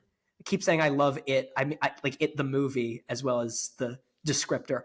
No, Bill Skarsgård as Pennywise is insane. Insane. Like, would never know that was him. It's just like, it's not one of the best performances of the decade, but it's one of the most just interesting to watch. Yeah, it's one of the best horror performances of the day. Honestly, one of the best horror performances of my lifetime. Yeah, it's like it cemented itself in pop culture. Where, like, watching behind the scenes videos of him showing up with the cast not knowing what the makeup was going to look like until they saw it, crazy. But Perks of Being a Wallflower has gotten better for me over time, and I was so worried it wouldn't, because there are so many reviews out there that totally put a damper on it because it is so melodramatic, and there are so many like cringeworthy moments where the dialogue is so cheesy. Yeah. And it can be kind of annoying, and I totally see that argument. And every time I watch it, I've now watched it, I think, 4 times. Ooh. Each time I get worried that that's going to be the time when I don't like it anymore. And it just keeps getting better. I read the book. The book is great too. I think the fact that the author of the book is like the main guy behind the movie, I think makes it feel very authentic, where it is probably one of my favorite book to movie adaptations. And I think the entire cast is incredible. Logan Lerman is like, it's so, because I think the only thing I'd seen him in before this was the Percy Jackson movie, and this was so different from that. So wait, you saw this before Ready Player One? When is he in Ready Player One? I thought he was the star of Ready Player One. No, it's Ty Sheridan. They look the same. There's like 5 actors that look the same, and there are 2 of them. They look the exact same. They do. No, Emma Watson, it's really fun seeing her in a non-Harry Potter movie with this bigger role, because she really doesn't have that many of those. There's like, it's this, Beauty and the Beast, The Circle with Tom Hanks, and then like she's not even in Little Women that much. So I don't like know. Spring Breakers. Is that what The Bling Ring? The Bling Ring. No, She's the Bling Ring. I mix those up. Yes. No, she's fantastic, and I like. Yes, it's schlocky as hell, but I eat it up. And like, having watched it since I have had certain social experiences in college, I think I appreciate those interactions a lot more. And it's cozy. It just makes me cozy. I don't know. It's a Christmas movie. Come on, Brendan. What are you doing here? Yeah, I'm different from both you guys in that I watched both it and Perks of Being a Wallflower for the very first time last month. So I'm coming out of perspective of someone who's read neither books and kind of hasn't grown because I've just watched both of them. But I do really like it. It's a really good balance of both horror and coming of age. Starting with it. I think. So I'm getting repetitive, but I guess I'll keep it going. Bill Skarsgård is really great as Pennywise. I think there is a lot of great coming of age plot lines throughout, especially with Bill and his little brother. I thought that story was really strong. But I think everything in Perks of Being a Wallflower is even stronger. I think it's a very wholesome coming of age story. Just really likable characters. Logan Lerman and Emma Watson both are fantastic in this. Really surprised me. I was surprised by the depth the story went in and like the revelations throughout. So yeah, I love Perks of Being a Wallflower. Logan, are you okay? Yeah, I'm okay. All right, next matchup is Black Swan and Despicable Me. I think Black Swan clears Despicable Me. I hope you guys agree with that one. Yeah. Yep. Okay, thank God. Oh, How to Train Your Dragon versus against Ford v Ferrari. Here we go, boys. This one's a conversation. This one's a conversation that I think How to Train Your Dragon wins. No. Die. Don't die, actually. This Ford v Ferrari is a fun movie, fun time. Matt Damon, Christian Bale, they're awesome. Given Brendan's face, I'm figuring he's also going to be picking Ford v Ferrari alongside Ethan. Is he? I don't think he is. Is he? Really? Oh, okay. Am I? I think maybe. Okay. There's no way you are. Okay. Either way, point is, I loved How to Train a Dragon. It's one of my favorite trilogies of all time. It's such a great movie trilogy, in my opinion. Just in terms of the animation, it's excellent. I think this is the best movie in the trilogy. I think. I'd say there's something with just the first time that Hiccup meets Toothless and just the growing of that connection that's magical, really, and just getting to relive that over and over after seeing that for the first time as a little kid. It never gets old. It's great. I love this movie. Ford v Ferrari, though, awesome. Was awesome to see it in a movie theater. A phenomenal movie to watch with your dad. Yes. Yes, great dad movie. My dad still talks about Ford v Ferrari. Fantastic dad. It's been 5 years. Yeah. But with that being said, How to Train Your Dragon is my movie. All right, I'll go next. Yeah. Yeah, this is weird because between Logan and Ford v Ferrari, like Logan is easily the better James Mangold film, but I'm voting for Ford v Ferrari here because I just don't resonate with How to Train Your Dragon as much as clearly everyone else does. And it frustrates me. I want to love it. I want to have it at 5 stars like so many people do. I just don't. Like, it's a really fun twist on the boy and his dog type story. It's cool. And, like, dragons are cool. I'm not going to lie. I love dragons, dude. All the Viking stuff, it's vibes, okay? It's vibes, dude. Dude, it's vibes, dude. I'm a dude, bro. I'm Ethan Kaufman. Blah, blah, blah, blah. Let me go grab my surfboard. Yeah, let me go grab my beer because I'm watching Ford v Ferrari right now, dude. No, I genuinely am not too high on either of these, and so it is just a matter of preference. And like Ford v Ferrari, I just had more fun with. I think the racing sequences are really cool. I think Christian Bale's given a really good performance. Yeah, I don't have much to say about it. I don't know. That's just me. Okay, dude. All right, Brendan, pick How to Train Your Dragon, please, dude. I would also agree with you, Logan. How to Train Your Dragon is the best. Yeah. is probably the best of the trilogy. A really good trilogy. This might be DreamWorks' most best franchise from like beginning to end. I think just seeing Toothless and Hiccup just grow together throughout. It has such a great pacing throughout and such great conflict. It's a fantastic movie. And Ford v Ferrari is still really good. Really excellent editing, excellent race car sequences, such a fun movie to watch. Christian Bale and Matt Damon are so good in this. But I think I prefer How to Train Your Dragon a little more. Valid. It's okay. It's okay. That is okay. Yep. All right. Jojo Rabbit and Climax. Ooh, I've been waiting for this one. This is a good one right here. All right. I think Mr. Brendan Noone should kick us off. I'm going to be so heartbroken if this doesn't go my way, because it's not going to go the way you want it to. No, I'm telling you right now.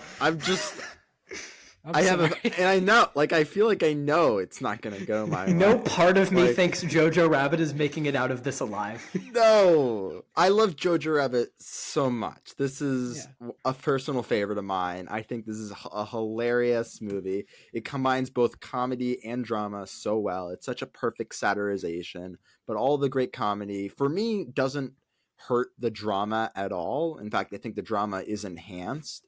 And I think this is easily Taika Waititi's best film by far, and he does such a great job showing both the goofiness of the Nazis, but also the hardships of war. And some of the best stuff is the stuff that he doesn't show. This was extremely emotional, and I think this is just a great connection between Jojo and the girl. They develop such a great relationship throughout, and Climax is just kind of not my cup of tea. It's just not the kind of film I really connected with. It has a lot of great filmmaking throughout, great one takes, great music, but I didn't really connect with the characters. It was kind of felt like it was all over the place, and I didn't really know what it was about. So I'm going with Jojo Rabbit, and I have a feeling I'm the only one. Logan? Yeah, okay. I do love Jojo Rabbit. It's one of my favorite movies out of 2019. I think it's awesome. I think this is a phenomenally made Taika Waititi movie. Just really put him in his prime, essentially, because he had Thor Ragnarok, and then that put him on everyone's radar. So then for this to come out and have like ScarJo in it as well, just really helped him out and just made him seen as one of the best writer-directors of really our time at that point. And then now he's on a huge downward trajectory, but at that point he really hit a peak there. And there's a reason. Jojo Rabbit is great. Taika plays Hitler. He's awesome as Hitler. You know? But really, like, the point is this, like, coming of age story of the young kid in this movie. For some reason, I feel like his name is Otis. Is it? It's Jojo. I don't think so. No, it is Jojo. Right. Yeah. I don't know why I think his name is Otis. Does he look That's like an weird. Otis? Maybe. Maybe the actor's name is Otis. Just imagine.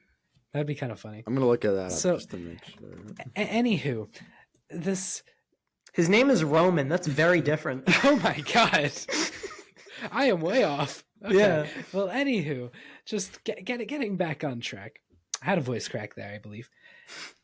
Like, Jojo Rabbit's great. I really like it for all the reasons that Brendan talked about. And there's some truly devastating emotional moments that are balanced out perfectly with the comedy.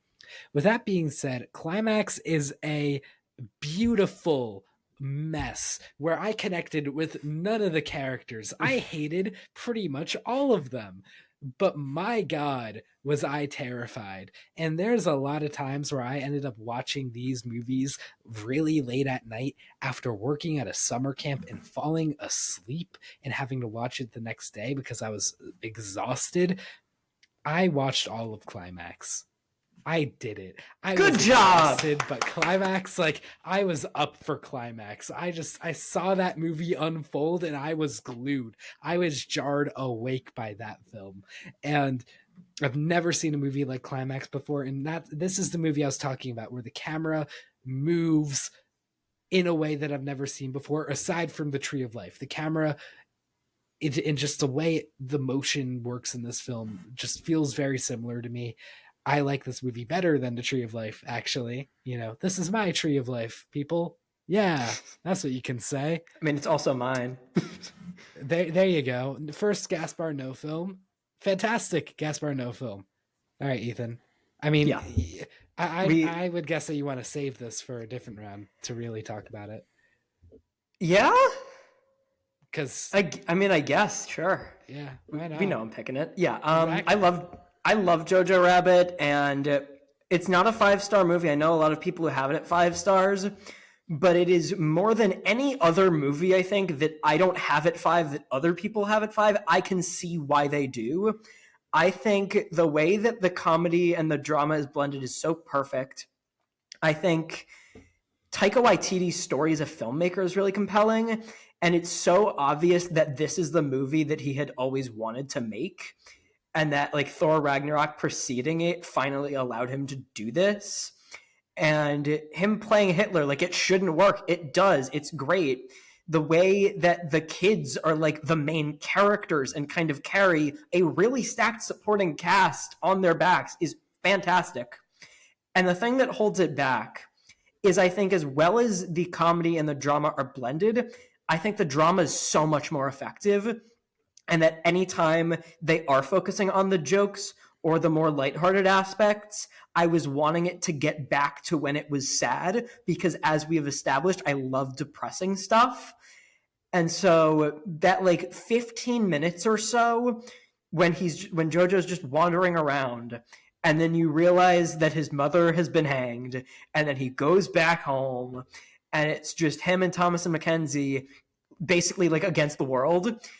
It just, that little bit of the movie is so perfect to me. And then it's back to the jokes. And the jokes are funny, but I think it hinders the movie to where I would like the movie more if, when I thought back to it, all I could think about was that drama instead of the Hitler jokes. Because they're funny, but they are not funnier than, I wouldn't say, your average good comedy. And so I'm picking Climax because Climax is a top 10 movie of all time for me. And I guess I'll be talking about it later. Yeah. All right. Final matchup of the round. Drive and Skyfall. Who wants to kick us off? I'll kick it off. Okay. This is a really tough one. This might be closer than anything else in this quarter. For you. Yeah. I love both of these. Stylistically, they are so great. The action in both is filmed really well. and very different from other movies with action, which really sets it apart. Drive has become a meme at this point. I love how like separated from reality Ryan Gosling's character is. He's kind of doing his thing. He drives, he drives. Yeah, he drives. And it's really funny, like with all of the memes. But when you go back and watch it, it's still really cool and effective. And Nicholas Winding Refn, I think, is a really underrated director. The Neon Demon, which is terrible and a mess and is so much worse than this, just the way that he utilizes color and framing and like weird synthwave music over everything. It's so perfect and it's so style over substance to where it doesn't always work, but I think here it totally does. Skyfall, on the other hand, is really the only James Bond movie until like less than a year ago that I had seen. And it's so cool. Like, it made me understand immediately, even without context, why James Bond is such an icon. And I think Daniel Craig is amazing. There are so many great sequences of action, like when they're fighting and they're just silhouettes and there's the projection of like the blue jellyfish behind them. And it's like a 10-minute wordless sequence all leading to that. That is so cool. Javier Bardem as Silva is an incredible villain. His presence is like hilarious, but he just owns the screen. And then the finale, which is so much more small scaled than you'd think. And like the way it's lit by the fire, the way that you finally delve into M's background, which you didn't have before. That's so cool. And it's really tough because I love both of these and I love them for very similar reasons, which I think makes it tougher. I'm not picking between one or another. I'm picking between two of the same. I'm going to pick Skyfall, but it's close. Yeah. Okay. What about you? One of y'all? Yeah, I'm kind of on the same boat in that they're both really great and it's kind of hard to pick because they're both kind of the same in a lot of ways, but also kind of different in a lot of the ways. I think, Skyfall is one of the best James Bond movies, or one of the best James Bond films that I've seen. I think Daniel Craig is great in this. Javier Bardem's a great villain. There's so many fantastic action scenes throughout. Roger Deakins does a really good job of the cinematography on this one. And I think Drive is really good. There's a lot of great stuff, and it's great to see Ryan Gosling be this kind of like he plays a character so different from most of his filmography. Like, he barely talks at all. He's such a silent and reserved, and it's also a great thrilling story. But I'm gonna pick Skyfall just a little bit over Drive, just because I was slightly more engaged with Skyfall than Drive. So, but both really good movies. To move on from this round, I'm just going to say I also pick Skyfall and not linger on it. I'll talk more about it when it faces climax. But yeah. Okay. So second upset clear. Yeah. Look at that. Whoa. We've had two in one quarter after not having any. Also, climax is 3 for 3 for 27 seeds making it to the next round. That's kind of cool. Yeah, that's awesome. So is there something special about 27 seeds? I mean, the last one was Creed, and Creed is in the Sweet 16, so we'll see how far climax goes. But then the other one was The Last Jedi, which... Well, I mean, you Lego movied that one, so... Yeah, fair enough. All right. Well, Whiplash and Black Panther, I think Whiplash clears. Yeah. Yeah? Yeah. Would I be amiss to say the same with Moneyball and Dawn? I think this is a conversation. Okay. Well, I picked Moneyball. I talked a bunch about it before, so I'm not going to linger. I picked Moneyball. Yeah. I mean, this is a 25 versus a 24, so it's close. Brendan, you go next. I'm making up my mind. Yeah, this is a tough one. I do really love Moneyball. I think it's a really good sports drama, really compelling for maybe that's not for a story that you wouldn't see to be the most interesting, or at least I'm not a huge baseball fan, so I wouldn't think a story about baseball and statistics would be that entertaining, but they make it entertaining and really compelling. But I think I totally understand if you guys both pick Moneyball over Dawn of the Planet of the Apes, but I'm going to give it the vote just because that's a personal favorite of mine. I'm really a fan of this trilogy, and I think just the relationship between Caesar and Koba is just so good. I love both their performances, and I also love Jason Clarke and Gary Oldman's performances. Their relationships are really good. There's so many. It does such a great job at balancing an ensemble and so many great action scenes. Yeah, apes together strong. But all right, Ethan, if you don't pick Moneyball, you're dead to me. Yeah, I know. I'm like weighing that against my other opinions. This is actually impossible. I don't know if I can do this. They are so close for me. And in looking at the bracket, because they were both upsets, I never anticipated that they would be going against each other. So I never even thought about, like, hypothetically, which I might prefer. This is the first time I've ever thought about these two in the same breath. And I really don't want to break Logan's heart. But I also don't want to pick Dawn of the Planet of the Apes. But I don't know if I'm, like, deciding. And the one thing that I'm coming back to, unfortunately, is Koba on horseback with dual machine guns jumping through fire. And then there's the tank shot. I don't think I can pick Moneyball. That's fair. So sorry. It is so tight. And, like, Moneyball, I think, is probably the better movie. I think just personally, Dawn of the Planet of the Apes, I think about more as a story. I think I just get more invested in it. And I love both of these.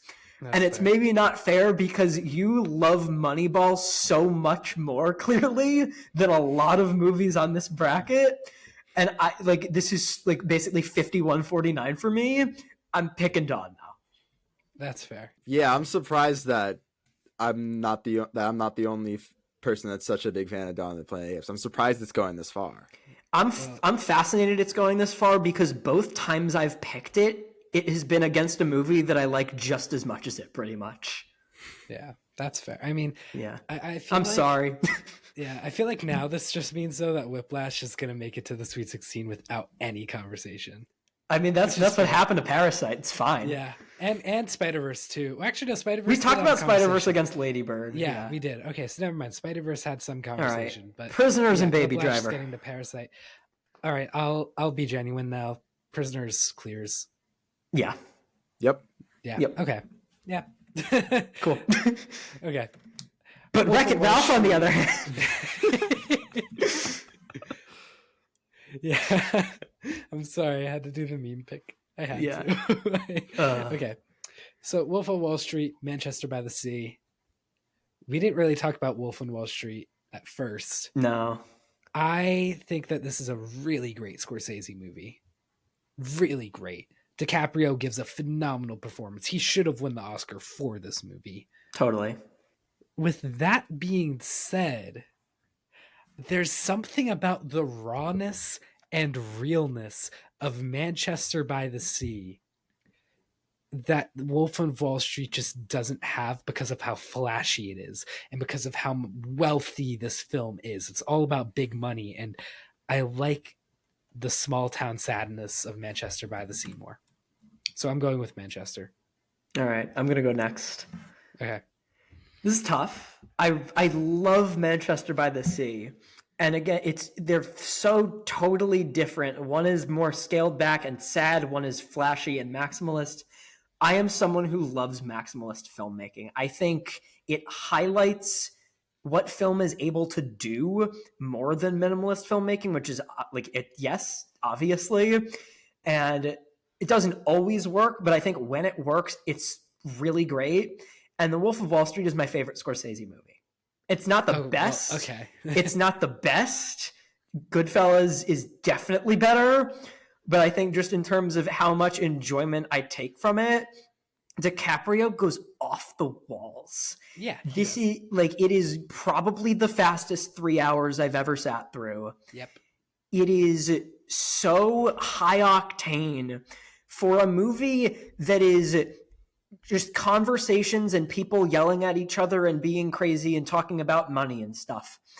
And I'd seen clips from it before I'd watched it, and I thought, there's no way this is the movie. This is a clip being taken out of context. No, that's the whole movie. And I understand how someone might be turned off by that. And so this is a kind of matchup where like votes for Manchester by the Sea are totally a given, because even if you love Wolf of Wall Street, sometimes it's just not what you're in the mood for. And for me, it is. It's so silly. The scene with the lewds, and when they're tangled up in the phone cord, when DiCaprio is like going down the stairs, and it's shot with like a much larger staircase, but then it cuts back and it's just like a few stairs. That's so funny. Like Margot Robbie is fantastic here. Kyle Chandler, I think, is really underrated. Jonah Hill obviously took a huge pay cut to be part of it and totally paid off. Oh yeah. And Matthew McConaughey with his like 5 minutes is incredible. I have so much fun with it. And Manchester by the Sea is the total opposite, and I love it so much for that reason. But I think The Wolf of Wall Street just scratches an urge that not a lot of other movies do, and so I'm picking it here. That's valid. Okay, Brendan, I'm guessing you're going with Wolf of Wall Street. Yeah, I'm also going Wolf of Wall Street. Not really anything against Manchester by the Sea. I'm going with Wolf of Wall Street just because I think it's an amazing, one of Scorsese's best. Just like, it feels like a movie cranked up to like maybe 11, and just in its insanity throughout from the beginning to the end. A 3-hour movie that's very different from Irishman and Killers of the Flower Moon in that it's extremely fast paced, or it feels like a lot, and there's just so much insanity from all the characters, especially Leonardo DiCaprio. It's easily his best performance, probably, or he's just goes insane, and there's just so many great characters, so many fun scenes, but also it's hard. So many scenes that are hard to watch at times, and it's so hard to believe that like that a version of this happened. And that that some of the characters got away with some of the stuff that happens. Yeah, I think I think Wolf of Wall Street is just one of a kind. Yeah, that's fair. All right. Well, so Wolf of Wall Street moves on to face Prisoners. Good matchup, fun matchup. All right. Next is Get Out and Paddington 2. After being so high on Paddington 2, let's Get Out clear Paddington 2. I'd say it does. Yeah, very slightly. Okay. Hard to see Paddington 2 go, but Get Out is really great. Get Out is Get Out. I feel like I haven't expressed my love for Paddington 2. I voted against it both times. I love you, Paddington 2. You're the best. And Hereditary, I think, also probably clears Perks of Being a Wallflower. I wouldn't say it clears for. I am gonna pick it. I just need to express it. Perks of Being a Wallflower is my shit. I love it. I will defend it till the day I die. And it is a very close matchup, but because both of you are very obviously picking Hereditary, and I still lean Hereditary, yeah. Okay. We're breezing through these now. Yeah, that's kind of what I was trying to do a little bit. Yeah. Because I think these next two are bigger conversations. All right. I pick How to Train Your Dragon over Black Swan. I hate you. I think Black Swan is a great film. I think Natalie Portman gives a fantastic, phenomenal, amazing performance. But just How to Train Your Dragon, nostalgia, really good movie. You know, something I didn't touch on before, like Hiccup and Astrid's relationship developing here too. Just the kind of loser, but finally reaching his destiny. I really connected with it. So I'm a big How to Train Your Dragon fan. Yeah, I'm going with Black Swan. I don't think that's a surprise. Yeah. Again, I like How to Train Your Dragon. It's a good movie. I like it. But Black Swan, Logan, it's Black Swan. Yeah, that's fair. Right, no, Brandon. I think Darren Aronofsky is a really great director. He's another one I don't think about that much in terms of favorite directors, but I feel like I should more. The way that this is shot is really disturbing. I don't know how to articulate why, but there are certain scenes that just feel dirty. Not like a sexual way, but just in terms of like it doesn't look like it is clean. And I think that makes the horror and the thriller aspects of it stand out that much more. And as a psychological thriller, it's just one of my favorites. I think it's so comparable to Whiplash, and Natalie Portman's character, the way that she is pursuing perfection to such a self-detrimental, like destructive degree is so fascinating to watch. And unlike Whiplash, it is kind of skewing horror, where there are these sequences where she's like on the street seeing herself, and there's some cool body horror stuff too. The scene when she peels the skin off the back of her finger is the most painful thing I have ever watched. Yeah. Like it made me wince, and nothing ever does. And I think the way that it combines dance and ballet and classical music, I think, is a really great combination. Her relationship with Mila Kunis's character, where you don't even know if that relationship is real or if it's in her head. And it's like, it's kind of clarified by the end, but there's still parts that are up in the air. I have a tough time talking about it because I held off on watching it for like 2 years, and I'd heard so much talk that by the time I got around to it, I didn't think I had much original stuff to say. I just think it's such an airtight, perfect movie. Obviously takes a lot from Perfect Blue, and I want to give credit to Perfect Blue for like fully inspiring it. But I think it's just amazing. It's another 2010 movie that I think is like, it's underrated in that everyone knows it's really good, but I don't think it gets talked about as much as movies from later in the decade. And I love it. I love it so much. And it's about to lose, I think. I would disagree. I don't think. Let's go! I'm going with Black Swan. Let's go! Yes! Yeah, I think Black Swan is just fantastic. It was just I was constantly guessing throughout what was real, what was not, where is it gonna go.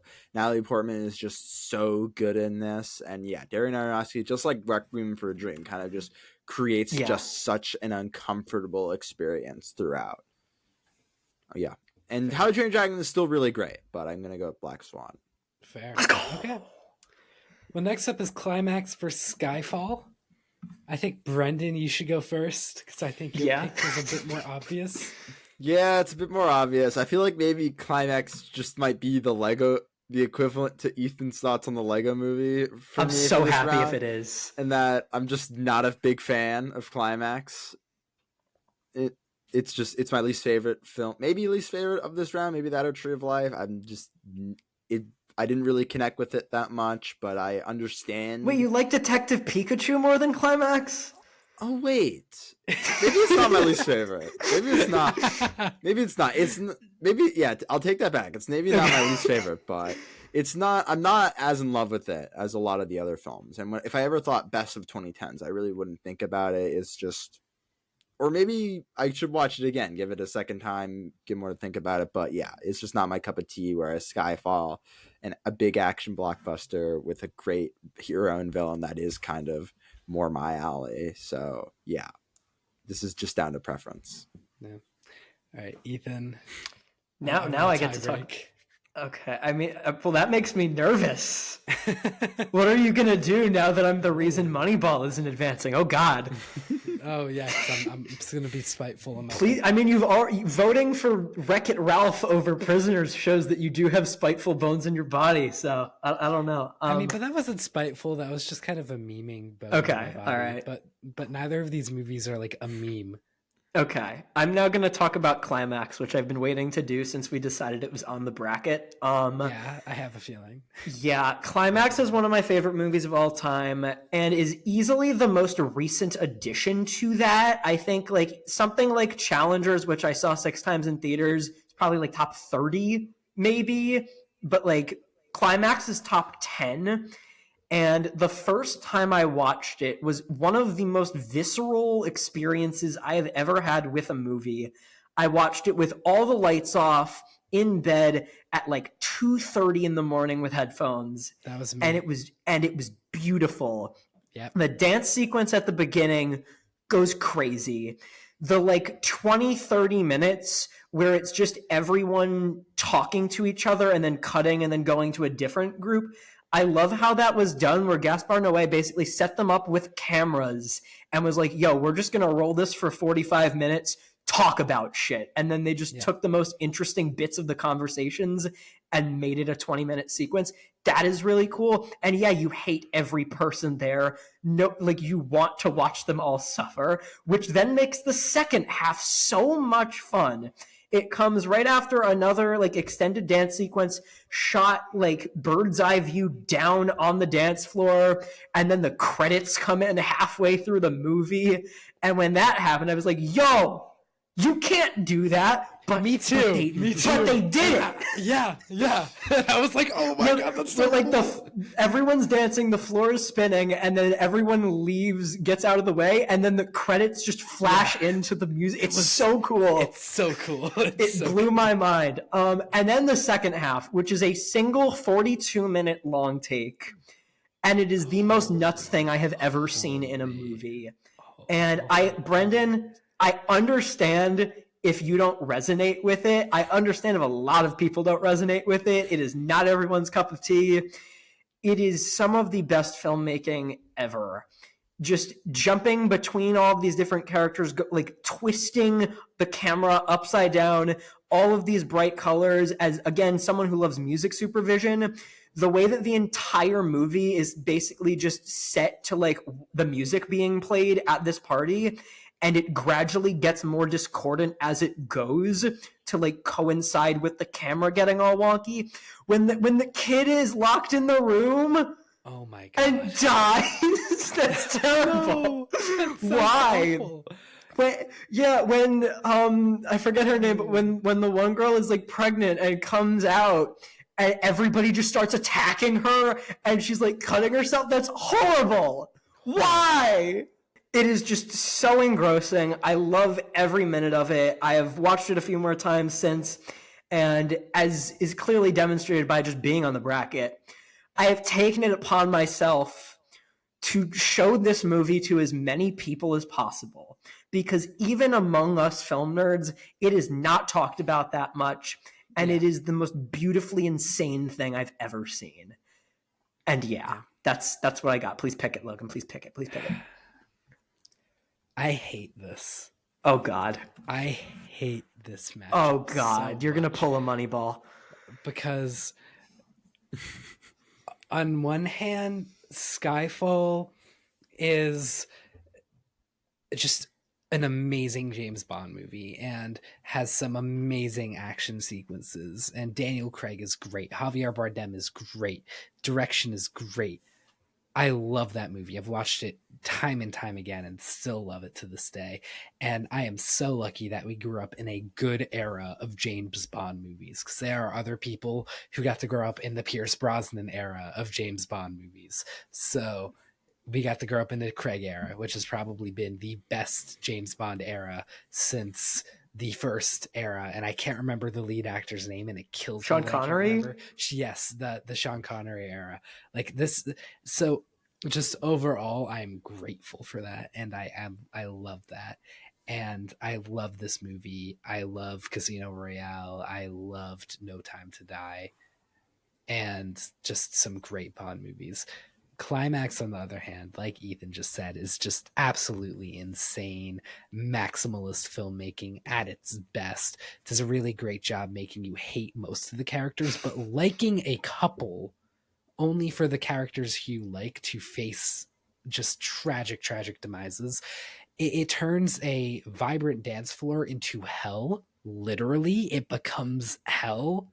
Just one of the best interpretations I've ever seen of hell in a movie.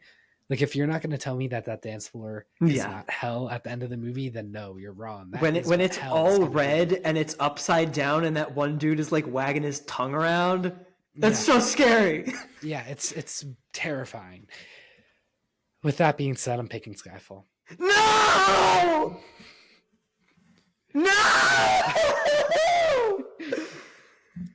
Yeah, it's okay. It's so sad. I really thought I was going to be the only one that was choosing Skyfall. Wow. Yeah. Oh, it's because I didn't... Would you have picked Climax if I'd saved Moneyball? No. Okay. Yeah, that makes me feel better. I picked that matchup once. Like, I pick the matchups once I know that they're there. Okay. You know, I don't wait to like pick them. So I knew I was picking this like half an hour ago. All right. Or whenever like we knew it was the matchup. Oh, how could you? It's okay. No, It's I'm okay. sorry. All right.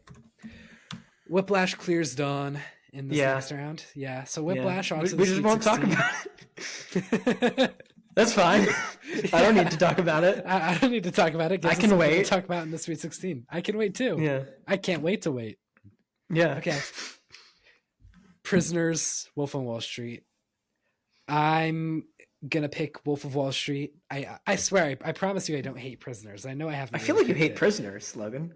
But for me, I know Prisoners and Manchester are really similar, but I'm gonna lean back into the use of location in Manchester, and also Prisoners being a thriller. Prisoners being more of a thriller just didn't work as well for me as a movie like Manchester, which is similar in its grimness, but Manchester felt genuinely more raw, while Prisoners felt like a movie trying to be raw, but still very obviously being a movie. Manchester felt a lot more grounded, and Wolf of Wall Street, like you said, just pure maximalist, amazing filmmaking. And I would pick it against most movies for Manchester. I just really appreciated that use of location. And that's kind of what had it over the edge for me. And like one of the best uses of locations I've ever really seen in a movie, in my opinion. I loved it that much personally. And yeah, here Prisoners doesn't have that going for it. I would disagree. I think the way that it utilizes suburban Pennsylvania is incredible. Well, that's my other thing. I haven't grown up around suburban Pennsylvania. I've grown up by the ocean in Massachusetts, so I connect with that more.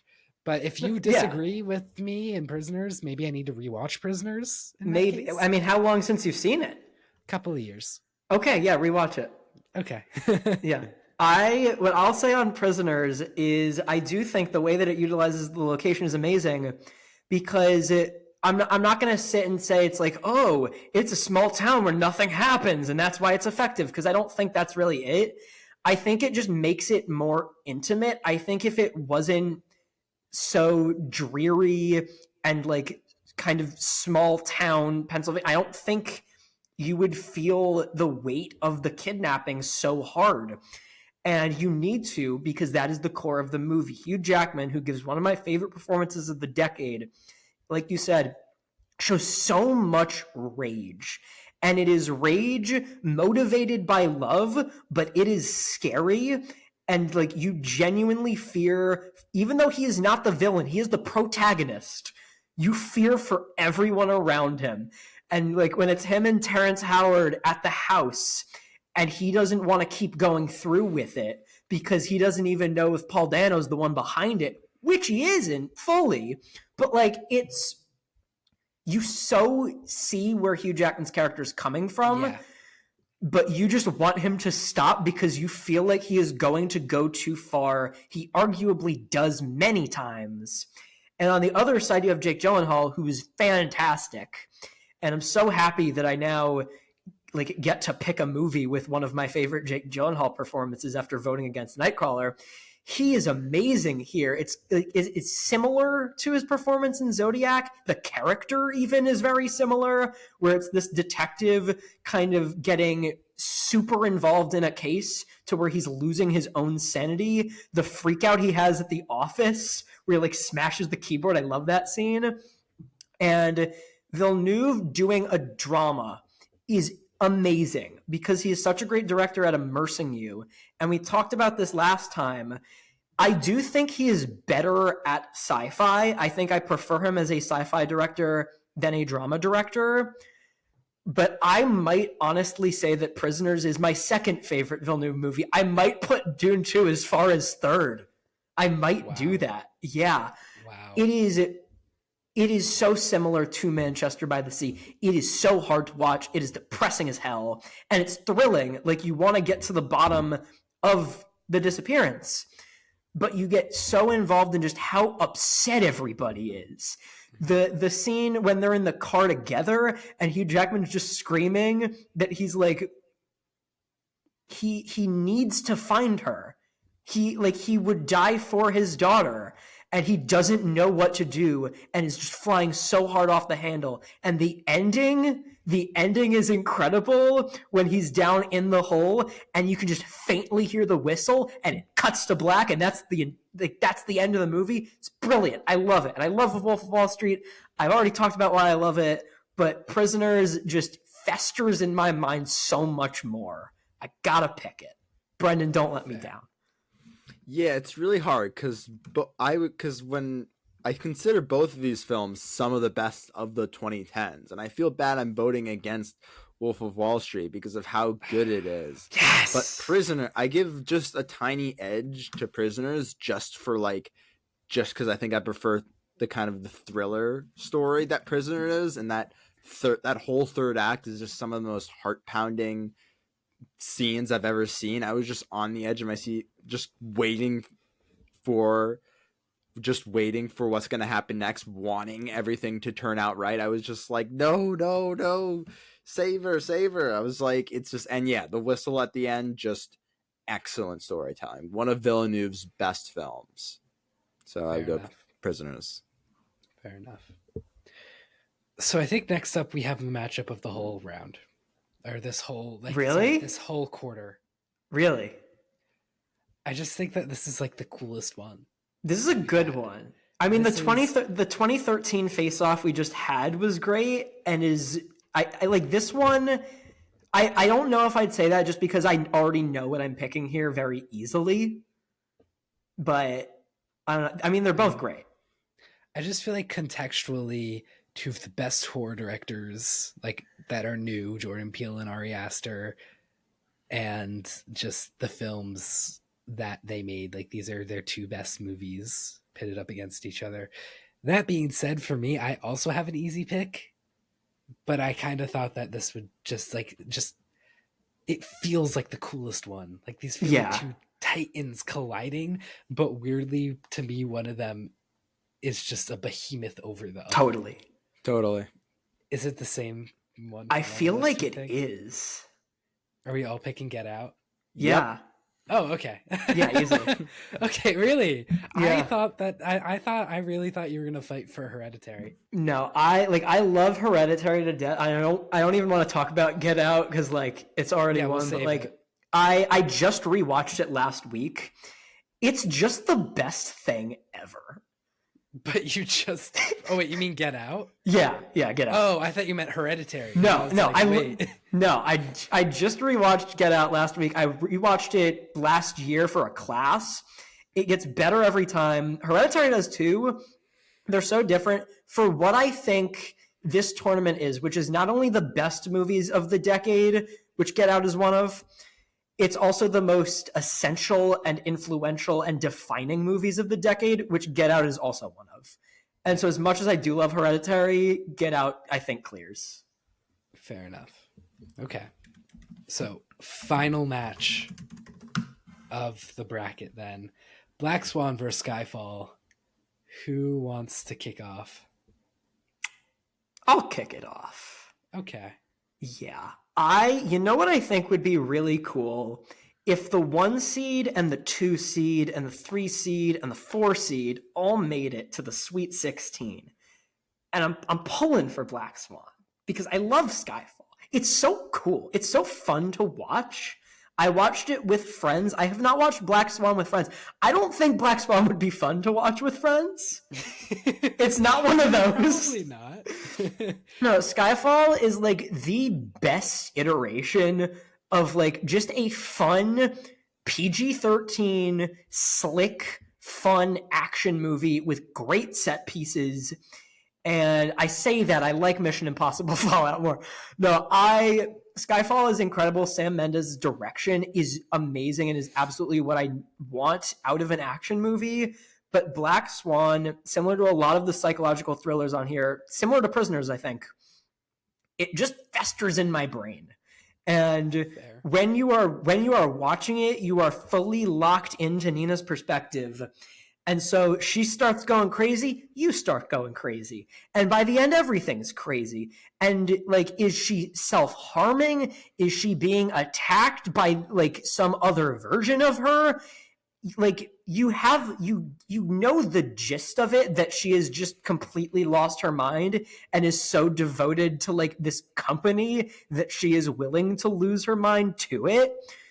But the way that Darren Aronofsky directs it is just so good. I think I have a tougher time talking about it than any other movie we've covered so far, which I didn't expect.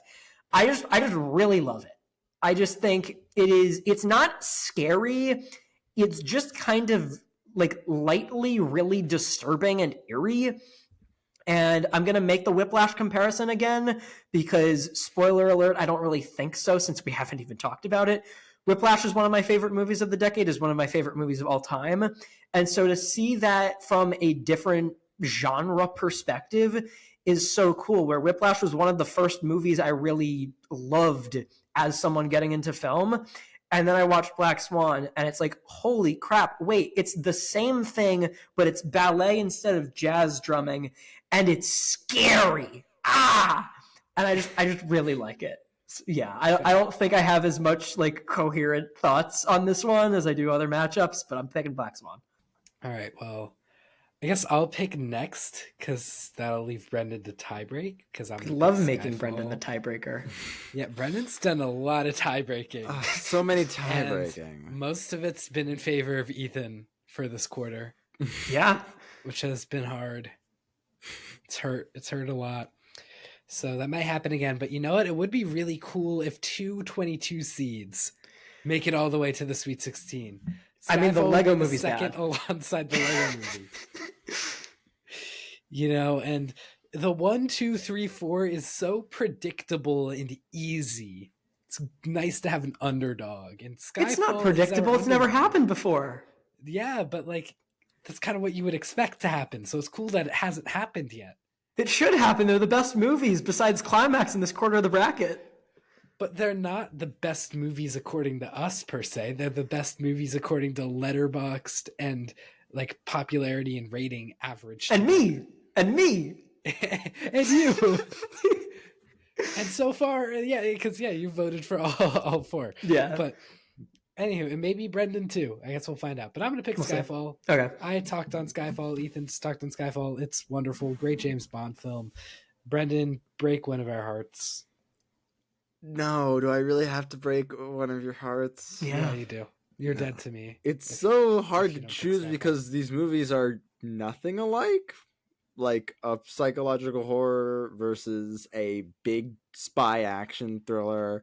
And they're both really good they're both excellent in their genres and maybe some of the best. But the only thing that like makes me pick one or the other is just the one I maybe think about more and recency bias. So that is Black Swan.